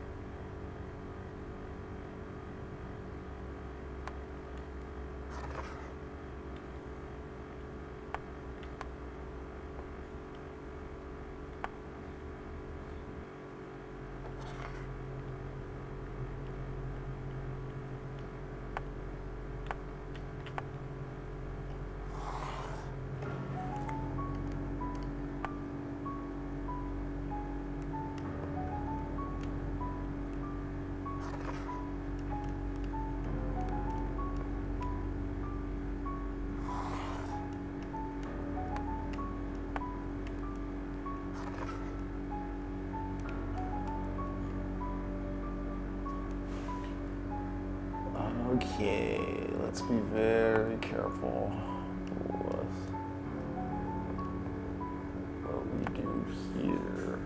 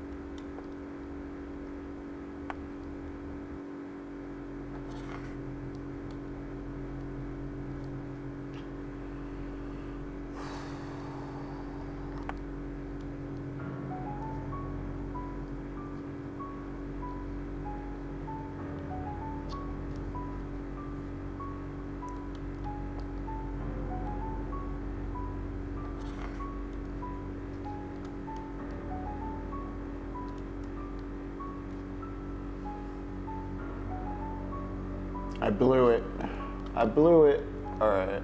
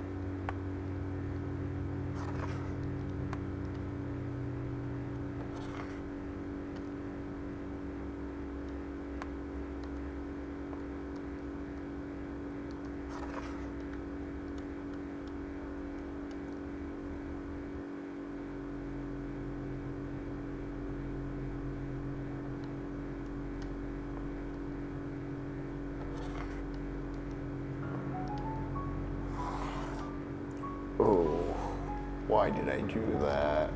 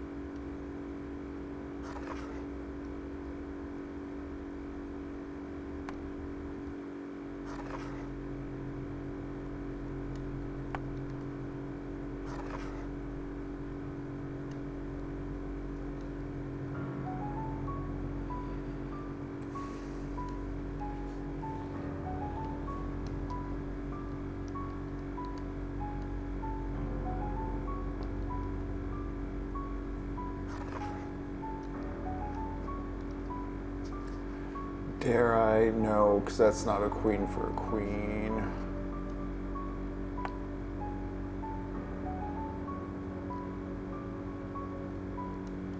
Although that's a bishop, isn't it? Yeah, that'd be a bishop for a bishop.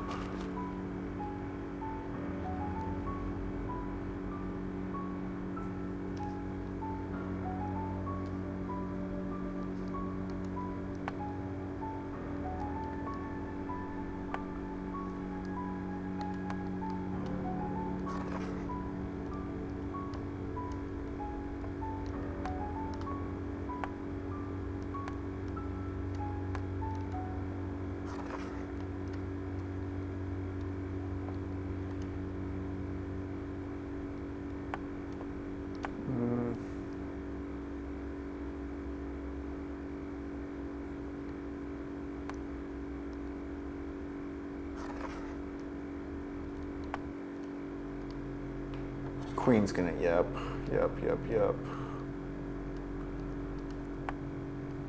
That guy no moves.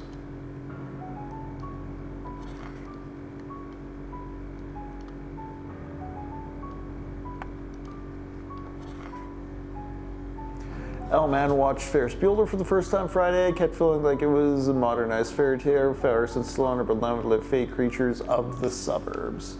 Fey creatures of the suburbs. That makes me think of Hunter S. Thompson describing the coming generation as recognizing the past mid-century culture as the fever dream of rich party kids. Just the decadence of the basic amenities of American life in the mid-century.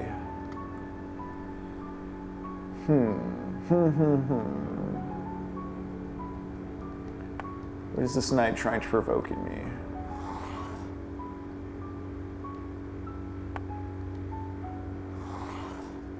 Put the pressure on him.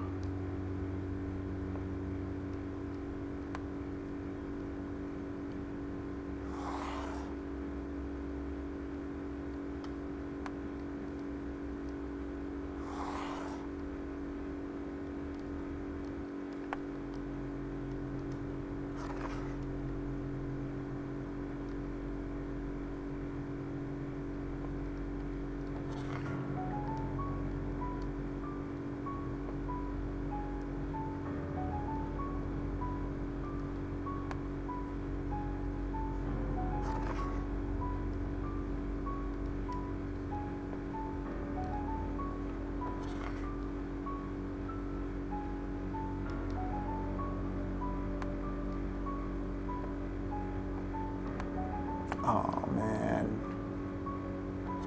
Yep.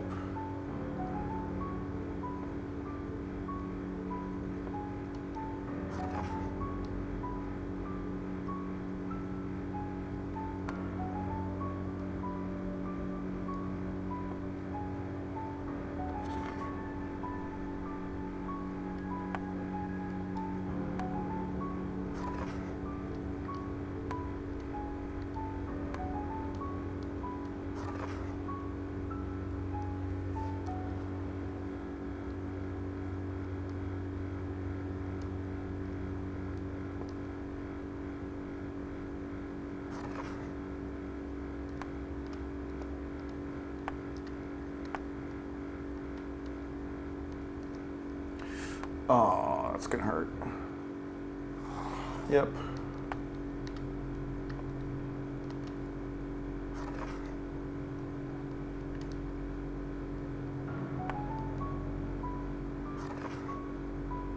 Oh, that was a queen, not a king.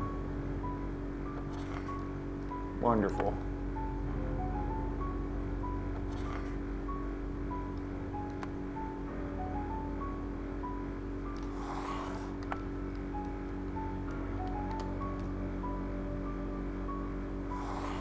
Yeah. Oh well, let's go off to the next world, gang.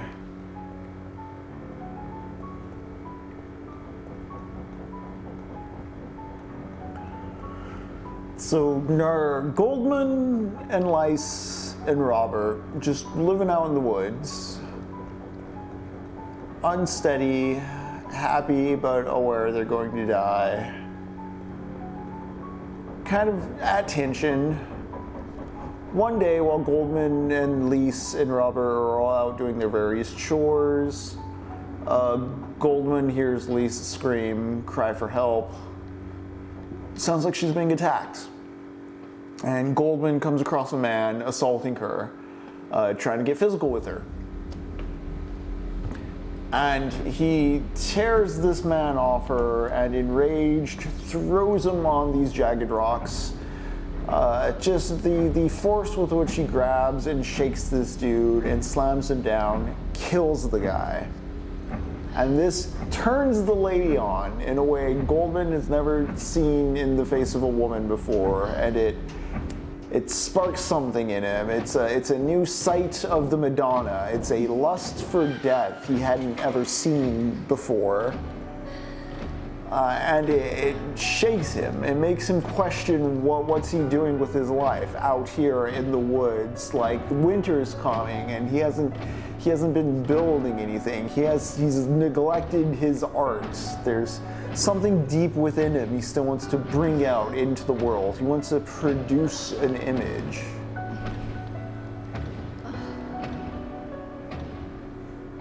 And so he's done with this country bumpkin life. He wants to go back to Master Nicholas. And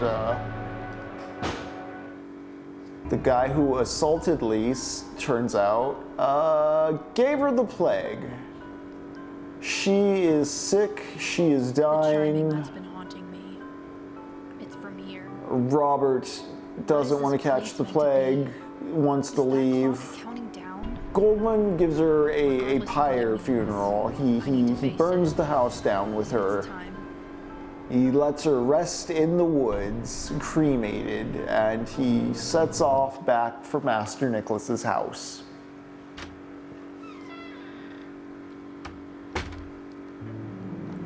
All right, let's see if we can unlock this door this time and not ruin. Take that, read the journal. I've had it. Not going to find my mother. So there's that altar there.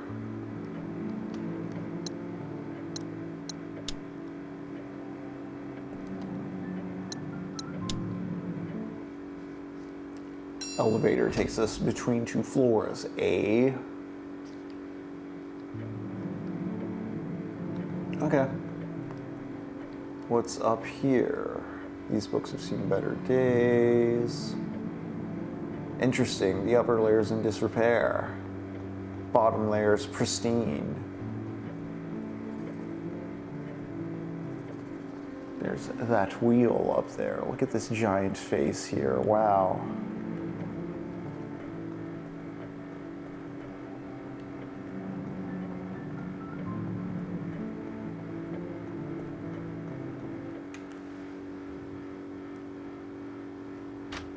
Element X1. Bueller has some of the 80s movie skeeviness about women and consent. Sloane tells Cameron she's not embarrassed. He looked at her changing, and we're supposed to take his Cameron being open to life's adventures of a violation of friendship. Yeah, Elman. This is something that I find curious about Gen X, and like it's interesting that Gen X is sort of invisible when it comes to generational mimetics and meme warfare between boomers and zoomers and millennials and all that. I think in the past streams I've talked a bit about how like a kid in the 80s had a childhood, a grade school experience, a high school experience. Very similar if you're a kid in the 80s America, like 60s, 70s, 50s America, those years prior, very, very similar experience as far as like the pace at which technology moved and the way, you know, TV and the radio dictated culture, and there were big movies, of course.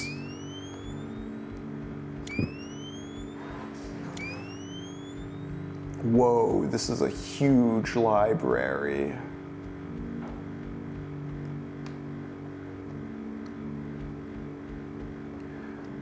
But I think there's something to the way Gen X was the Pepsi generation, the raised within the machine generation. Like boomers came of age with the development of these communication technologies, you know, broadcast radio, broadcast television.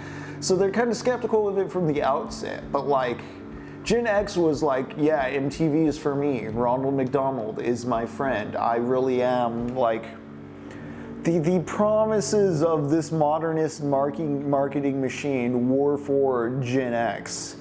And then, you know, us millennials, the internet came around, disrupted stuff, and kind of introduced an instability and a constant, like, vigilance, or maybe a hypervigilance in our generation, where we're prone to change in ways Gen X is maybe a bit resentful still. Like, hey, mom and dad told us to do things this way, we did them this way, this is, things should be going the essential American red, white, and blue way for us because we did things this way.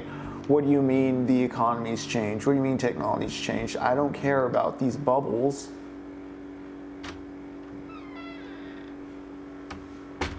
I don't know, I think it's something reflective in some Gen X movies where they just feel like they're retreading more popular genre tropes from an earlier decade.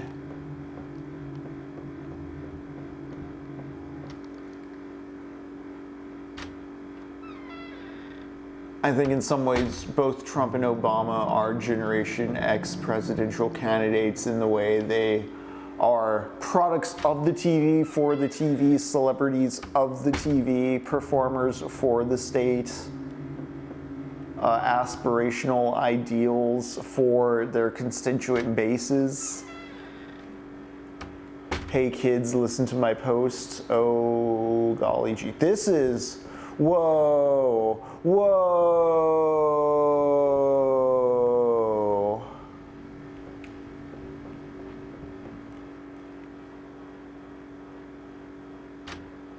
Sorry, that just melted my mind.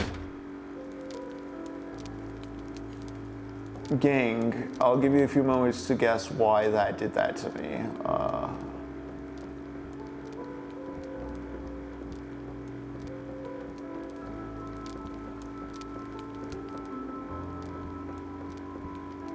Okay, there's no notes or anything here. Let's make some space in my inventory.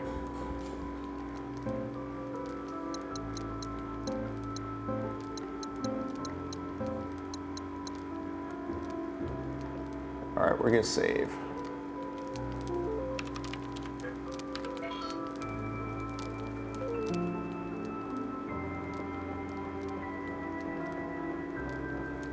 So Goldmund makes it back to Master Nicholas's city, and it's been many, many years, and there's been a lot of plague. And because of the plague, there was a martial law declared, basically. The Bishop City fell apart for a bit there. They had to have the emperor send a general to govern the town. Oh my, this music's so intimidating.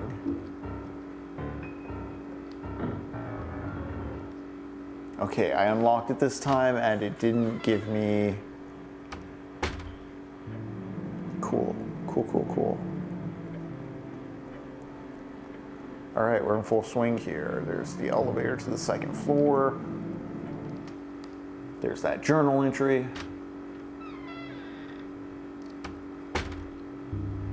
But the way that the Bishop City is presented as an occupied police state, amazing overlap with what we currently see with the ICE occupation going on in various American cities. The resort to martial law due to strongman instability bullshit.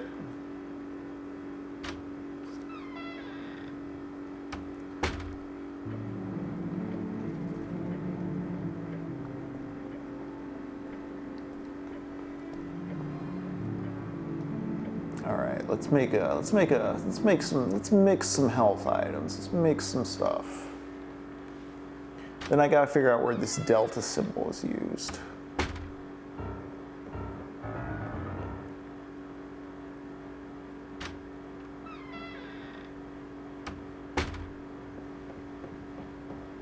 But gang, check out this, yeah.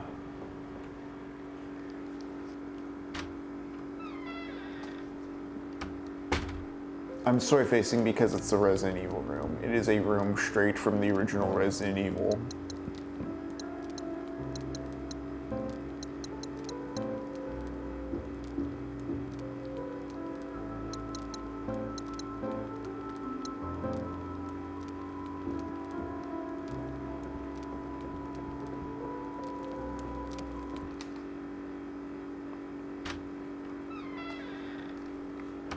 And so even though there's a police state now occupying Goldmund's former favorite city, it's still got a lot of its old architecture, a lot of its old charm.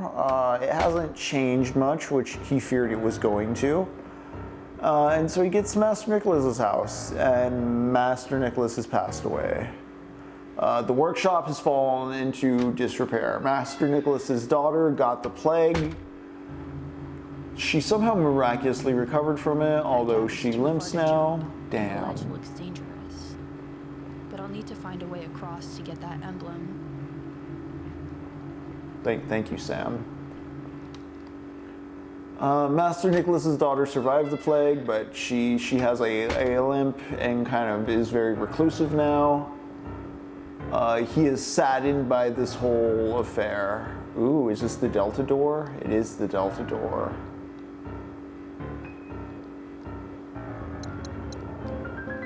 He finds an old friend, a girl named Marie, though, and she takes him in with her family. They remember him from when he was an apprentice, and, you know, he does odd jobs and works for them. Whoa. There are a million reasons to hate hospitals, and exactly one reason to look forward to coming to one. All of the possible ways to die, and exactly one way to be born. All of the possible ways to die and one way to be born. There's two ways to be born, you know, if we're counting cesareans is different than natural born or from whole, I guess. I don't know if you would call that. Yeah. All right, let's see what's up with this hospital. It seems we're in some kind of mishmash of just like the greatest survival horror tropes. We got hospitals, we got the Resident Evil mansion.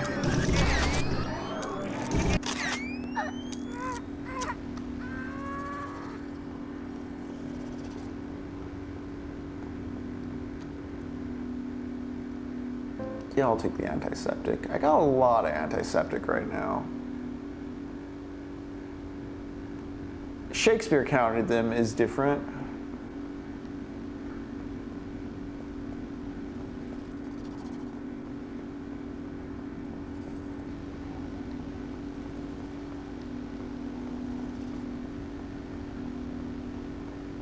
But with Master Nicholas dead, Goldmund just does some odd jobs for Marie and her folks around town. And one day sees the most beautiful woman ever, just the hottest blonde. And remember, this whole time, he's never really had trouble with women. He always gets what he wants in that regard. Ooh, it's locked. All right. What is that over there? Oh. Oh.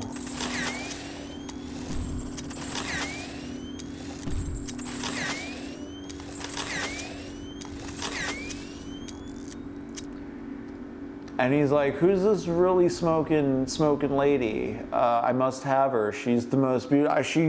There's something in her that's equal to all my wondering and my artistic skill and my personhood. And I must have her. She's the governor's mistress. You know, the top man in town who the emperor put in charge. The little fascist general boy. Has a hot lady he plays with, and Goldmund wants that. And he starts hanging out around places where she goes and lingering her vision, and they start talking, and she tells him to come on up to the palace one day, but only trust these servants, and he does so. He gets in there, and they hit it off. There's fireworks, there's sparks, it's the best sex ever. Oh my god. Man, I'm just... complacency. Uncertainty, mediocrity, mortality. Okay, they have numbers attached to them too. 1 is complacency. 2 is uncertainty. 3 is mediocrity. 4 is mortality. I'm sure that's gonna be some kind of code later.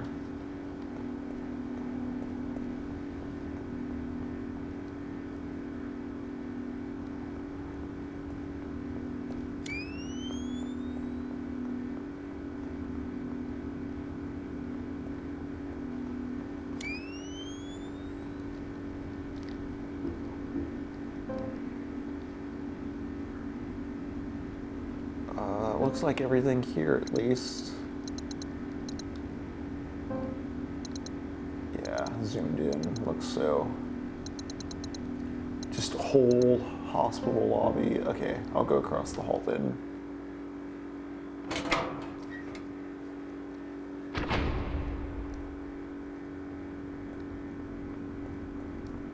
And so cool, the first night he bangs the governor's lady. They're madly in love with each other. She wants to see him again. Whoa.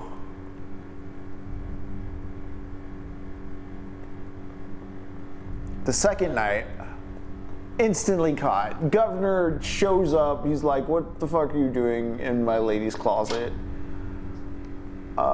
He wants to protect her because he thinks if he can save her face, he can somehow slip out of this and she won't be mad, come back, bang her some other time.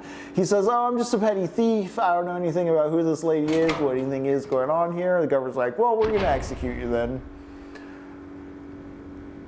He's thrown in jail. He's in the darkness of the dungeon. He's given a priest to read him his last rites, and Goldmund figures, my only chance of breaking out of here is if I kill this priest. Whoa. Steal his robes, disguise myself as him, and walk out.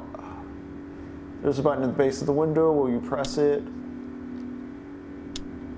No.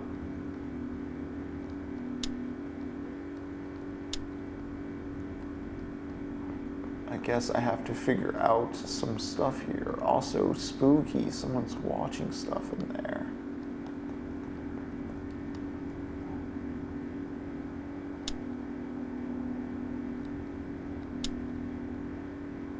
Okay. So are they complacent? Mortality, mediocrity.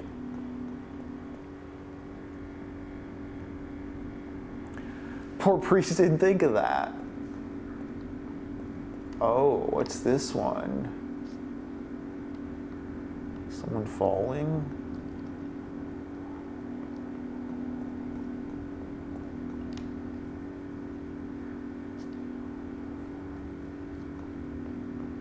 Oh, this is straight up like the Resident Evil stages of life stuff, huh? Yeah, none of those doors are anything. Gonna have fun with this puzzle in a moment.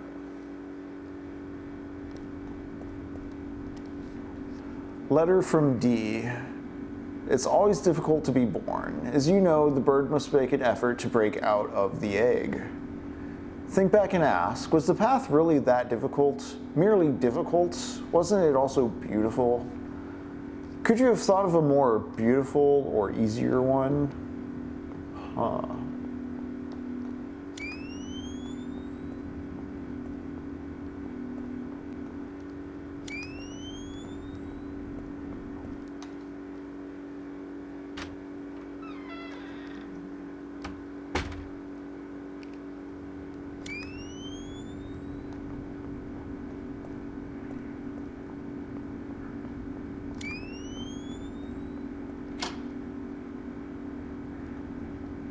Off.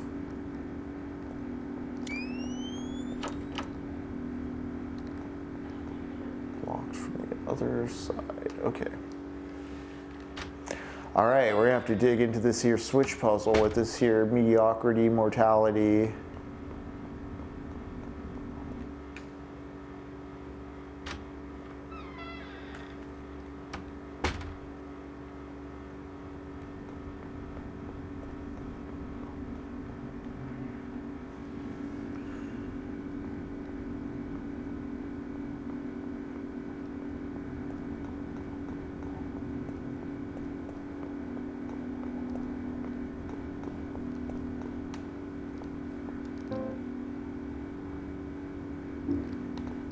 Okay, let's go look at those TVs one more time downstairs. And as the priest enters the cell to read Goldmund his last rites, he notices The cloth the dude is wearing is the cloth of Marienbraun, the cloister he met Narcissus in, the cloister he got his education at. And so he figures, I can't kill this guy, he's a brother of the cloth. And upon closer inspection, guess what? It's Narcissus. It's his friend from all those years ago. But he's going by the name John now, which, what?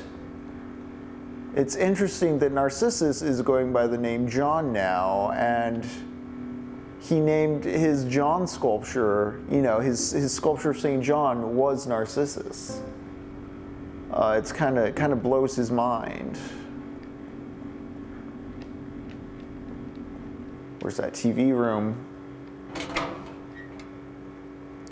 Turns out, Narcissus, the reason he's going by the name John now is because he ascended to abbot of the cloister. And much like, you know, when a cardinal ascends to popehood, they pick a name of a saint. Same situation. The abbot takes the name of Saint John. So he is Narcissus, but he's also Saint John now. Exactly like the Saint John statue Goldmund crafted years earlier that was just so damn beautiful. Master Nicholas offered him his whole position, which he said no to. Okay. Complacency, uncertainty, mediocrity, and mortality. So complacency seems like the people watching TV. Uncertainty seems like the unpainted art. Mediocrity, I guess, is would that be the falling person? I don't know what that falling one was, that third one. And then mortality is clearly like the blooming.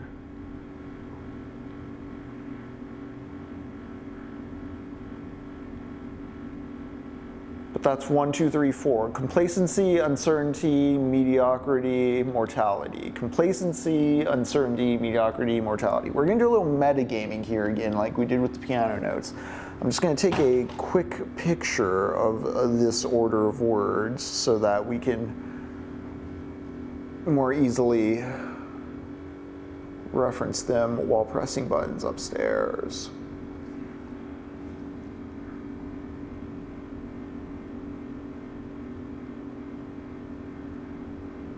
Got it memorized.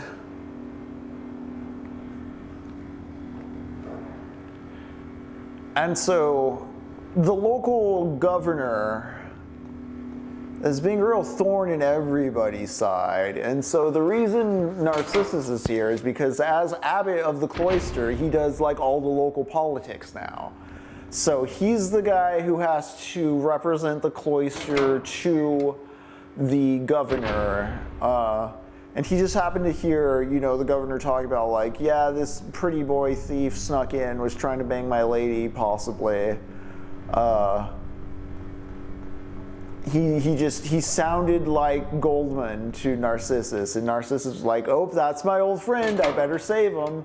So he's agreed to take Goldmund as a, you know, he's going to come be a cloister artist, an artist at the cloister away from the governor's city, so he can't mess with the governor's lady. All right, let's do this light puzzle. But Goldmund is elated to see his friend. He's a bit embarrassed, though. He doesn't want to tell him everything that's happened. He feels ashamed of himself for wanting to almost kill his friend. But he accepts his position, and he's like, yes, my friend, we have much to talk about. Let's go back to Marienbraun. Let's see. Complacency, uncertainty, mediocrity. Complacency.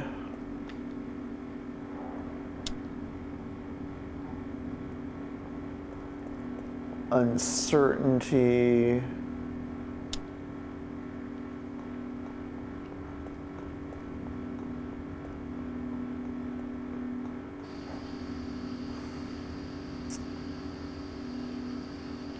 I just don't know if this one's really mediocrity.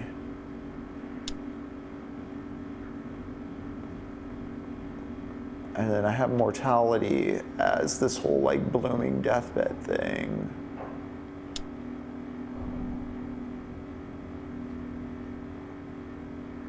Don't think that was the right order. Wait, what's going on in there?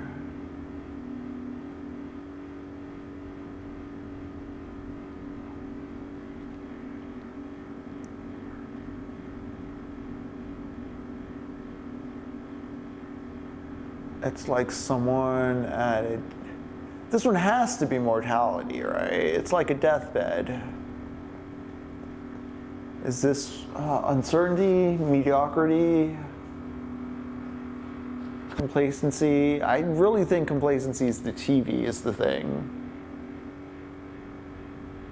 And save his friend. He will kill priest and steals his robe. So he does confess, like he does go, I was going to kill you if you weren't from Maribron. He's like, really? He's like, well, maybe.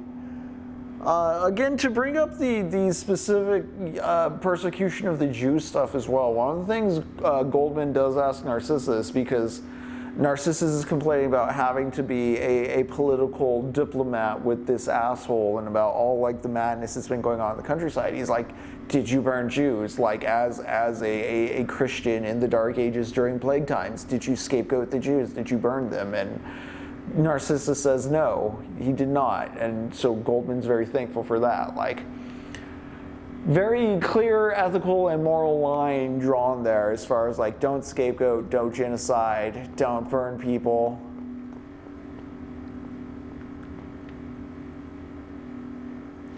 Would this be, instead of uncertainty, mediocrity? Would uncertainty be the falling and mediocrity be just like the blank canvases? I don't know.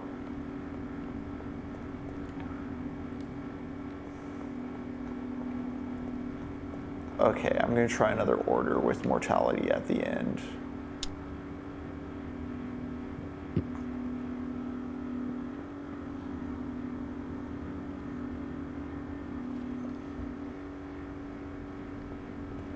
So, complacency. Uncertainty. This is definitely has to be uncertainty, right? They don't know what to paint. Mediocrity.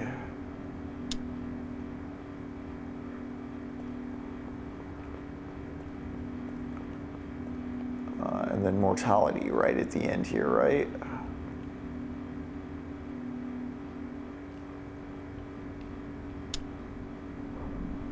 Nope.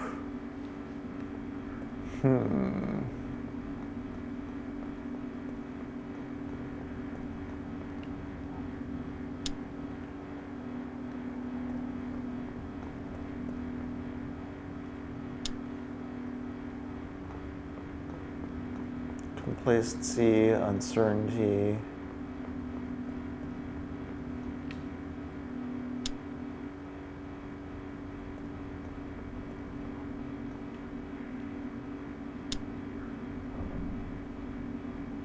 All right, let's try something else really quick. What if we start on the TV?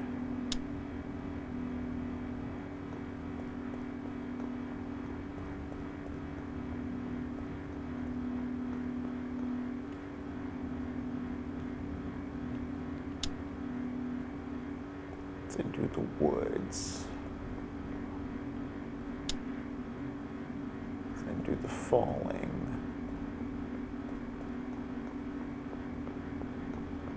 Then do the indecision. Nope.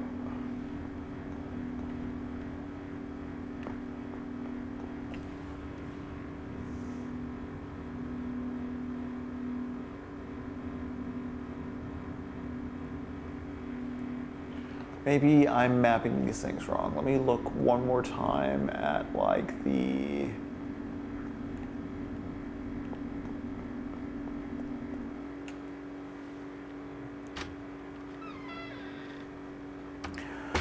But Narcissus is happy to see Goldmund after so much time because Goldmund has now lived a full and completely different life of experience and become an artist.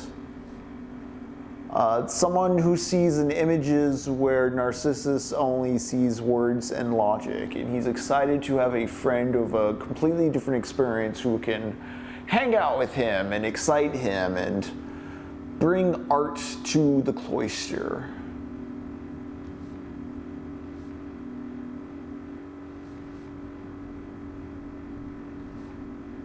Letter from D, break out the egg.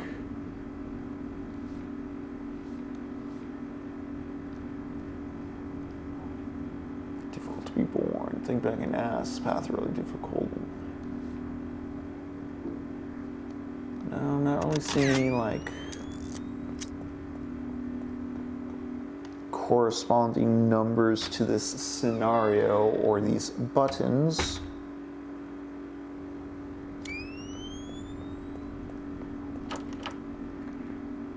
This door is locked. All right, I'm gonna go back to the mansion proper for now. This area is deceptively big.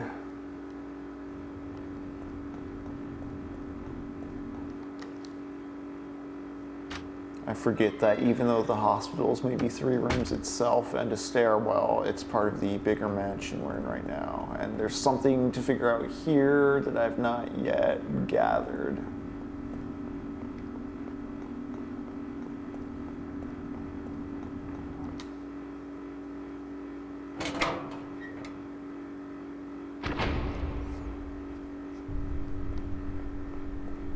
And so Goldmund doesn't become a monk, but he's like an artist in resident at the cloister at the end here. And this gets into kind of what we were talking about earlier with like the just hanging with the bros and brewing. He gets a student named Eric. He does all kinds of wood crafts and cool crafts, and he finally decides he's going to do a series of little figurines for this stairway and this pulpit in this one part of the cloister. And it's a beautiful work. It's the faces of many of the old teachers and classmates Narcissus and Goldmund held together. He's added a piece of immortality to the cloister. He's imprinted upon it, and it pays tribute to his youth and to Narcissus's youth, but it's in continuity with like the mission of the cloister. It's just all around seen as a lovely piece. Everybody's happy. And because of this great work, Goldmund once again feels the need to go wandering. This upsets Narcissus, but everybody has figured by this point you can't change Goldmund's nature. This is what it's going to be like. All right, let's go back up the elevator.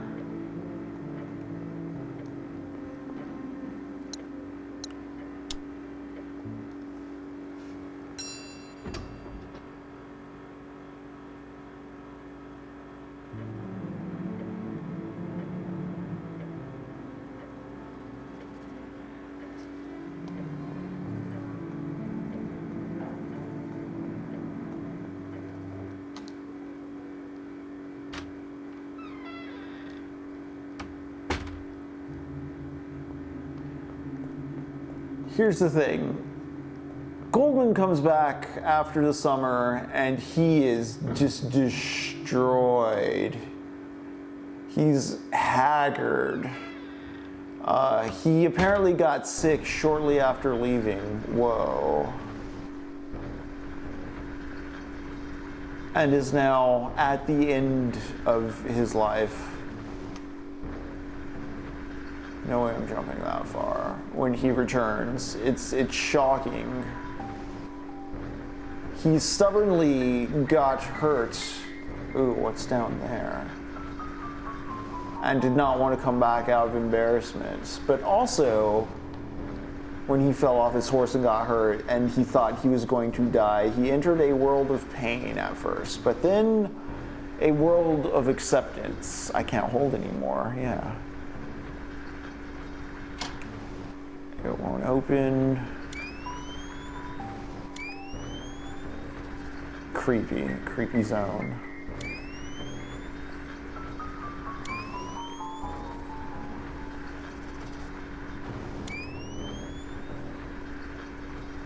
But he didn't die falling off his horse.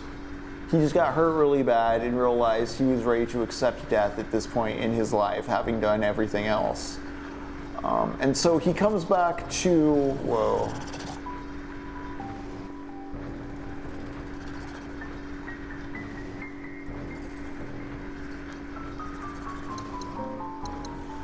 Maybe if I put on the long barrel. Let's see.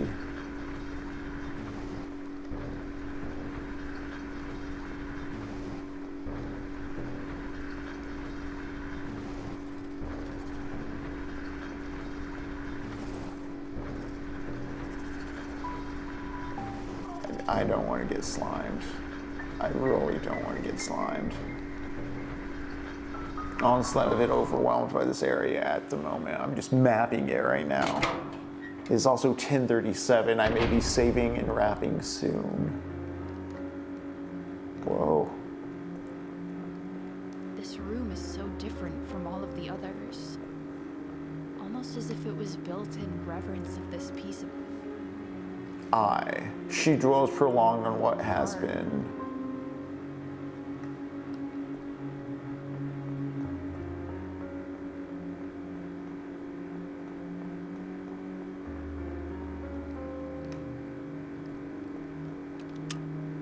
I unlatched this door. Where are we looping back around to? Okay, cool. Cool. I like that a lot. Yeah, this clock tower mansion is something.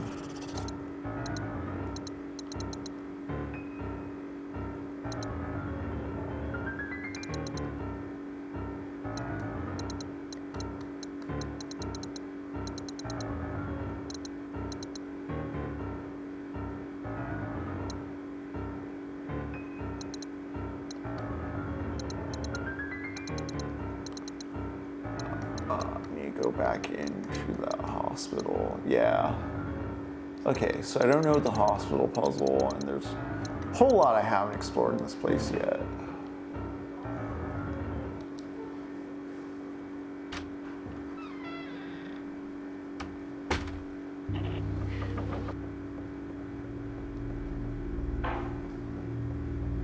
How do I get to the upper layer of this room is my question right now.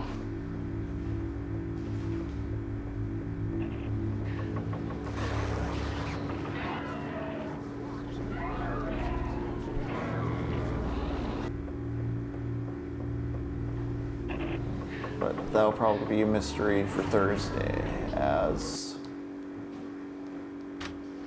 I'm getting a little spooked, a little scared, and we're right at the end of Narcissus and Goldmund.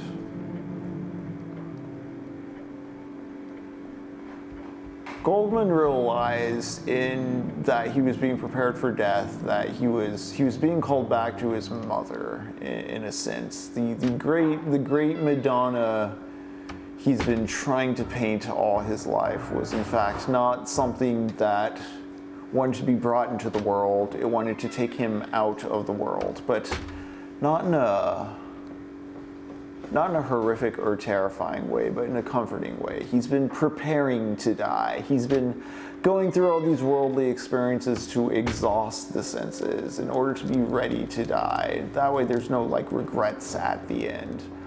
And so he realized that face wasn't asking to be pursued so that it could be brought into the world, but pursued so that he could be ready to leave the world. That's kind of what he's getting at. That's why I brought up Infinite Jest earlier, because what David Foster Wallace describes Infinite Jest as being as a mother that's forgiving the son of the original sin and making things all comfortable for him. It very much reminds me of what Goldmund's describing here in this Madonna figure he's always been pursuing his whole life. This preparedness for nirvana, I don't know, escaping samsara, being at peace, being fulfilled with your life.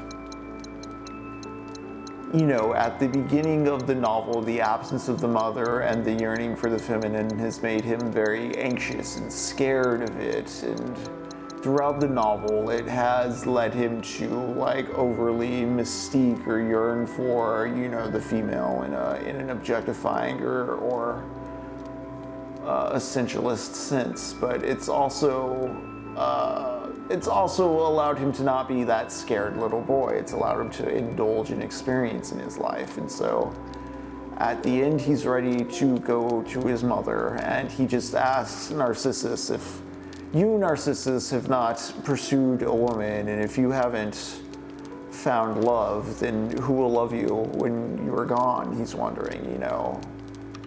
I've been pursuing this Madonna. What will you have when you're done? And he passes into the night asking this of his friend, and the novel ends with Narcissus just thinking about this. It's pretty poignant.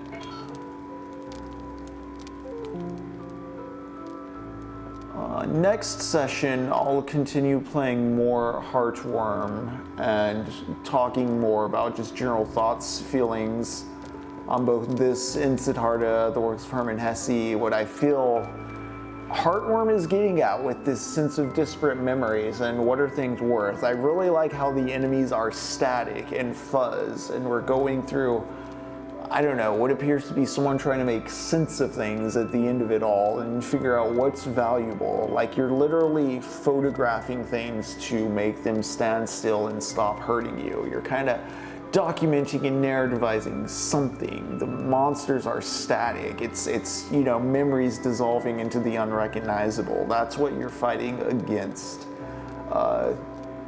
You know, it's a survival horror game in the way it's aping the classical Resident Evil mechanics, but thematically, there's something very warm and fuzzy and nostalgic about what's going on here, and I really dig it. So this has been Heartworm, folks. We're gonna play more of it on Thursday.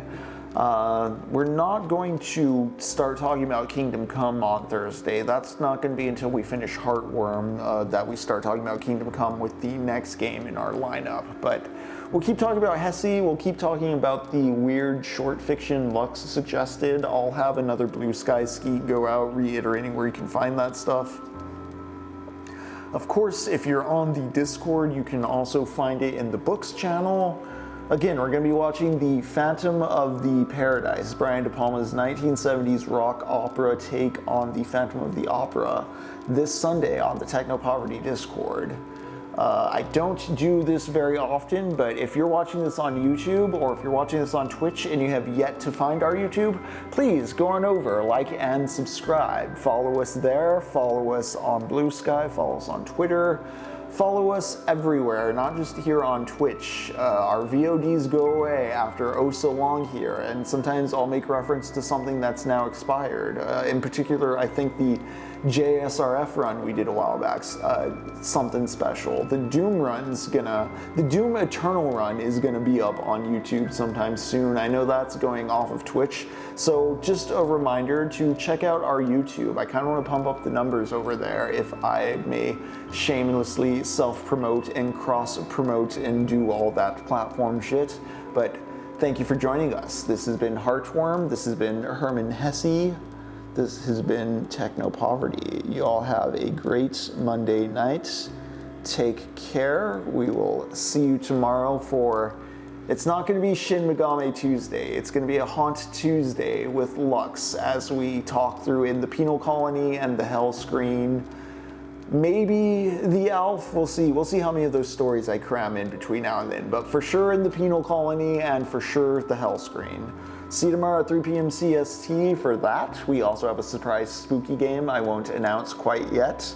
Otherwise, join us back here Thursday for Heartworm. Hopefully Jacob will be feeling a lot better then. Y'all take care.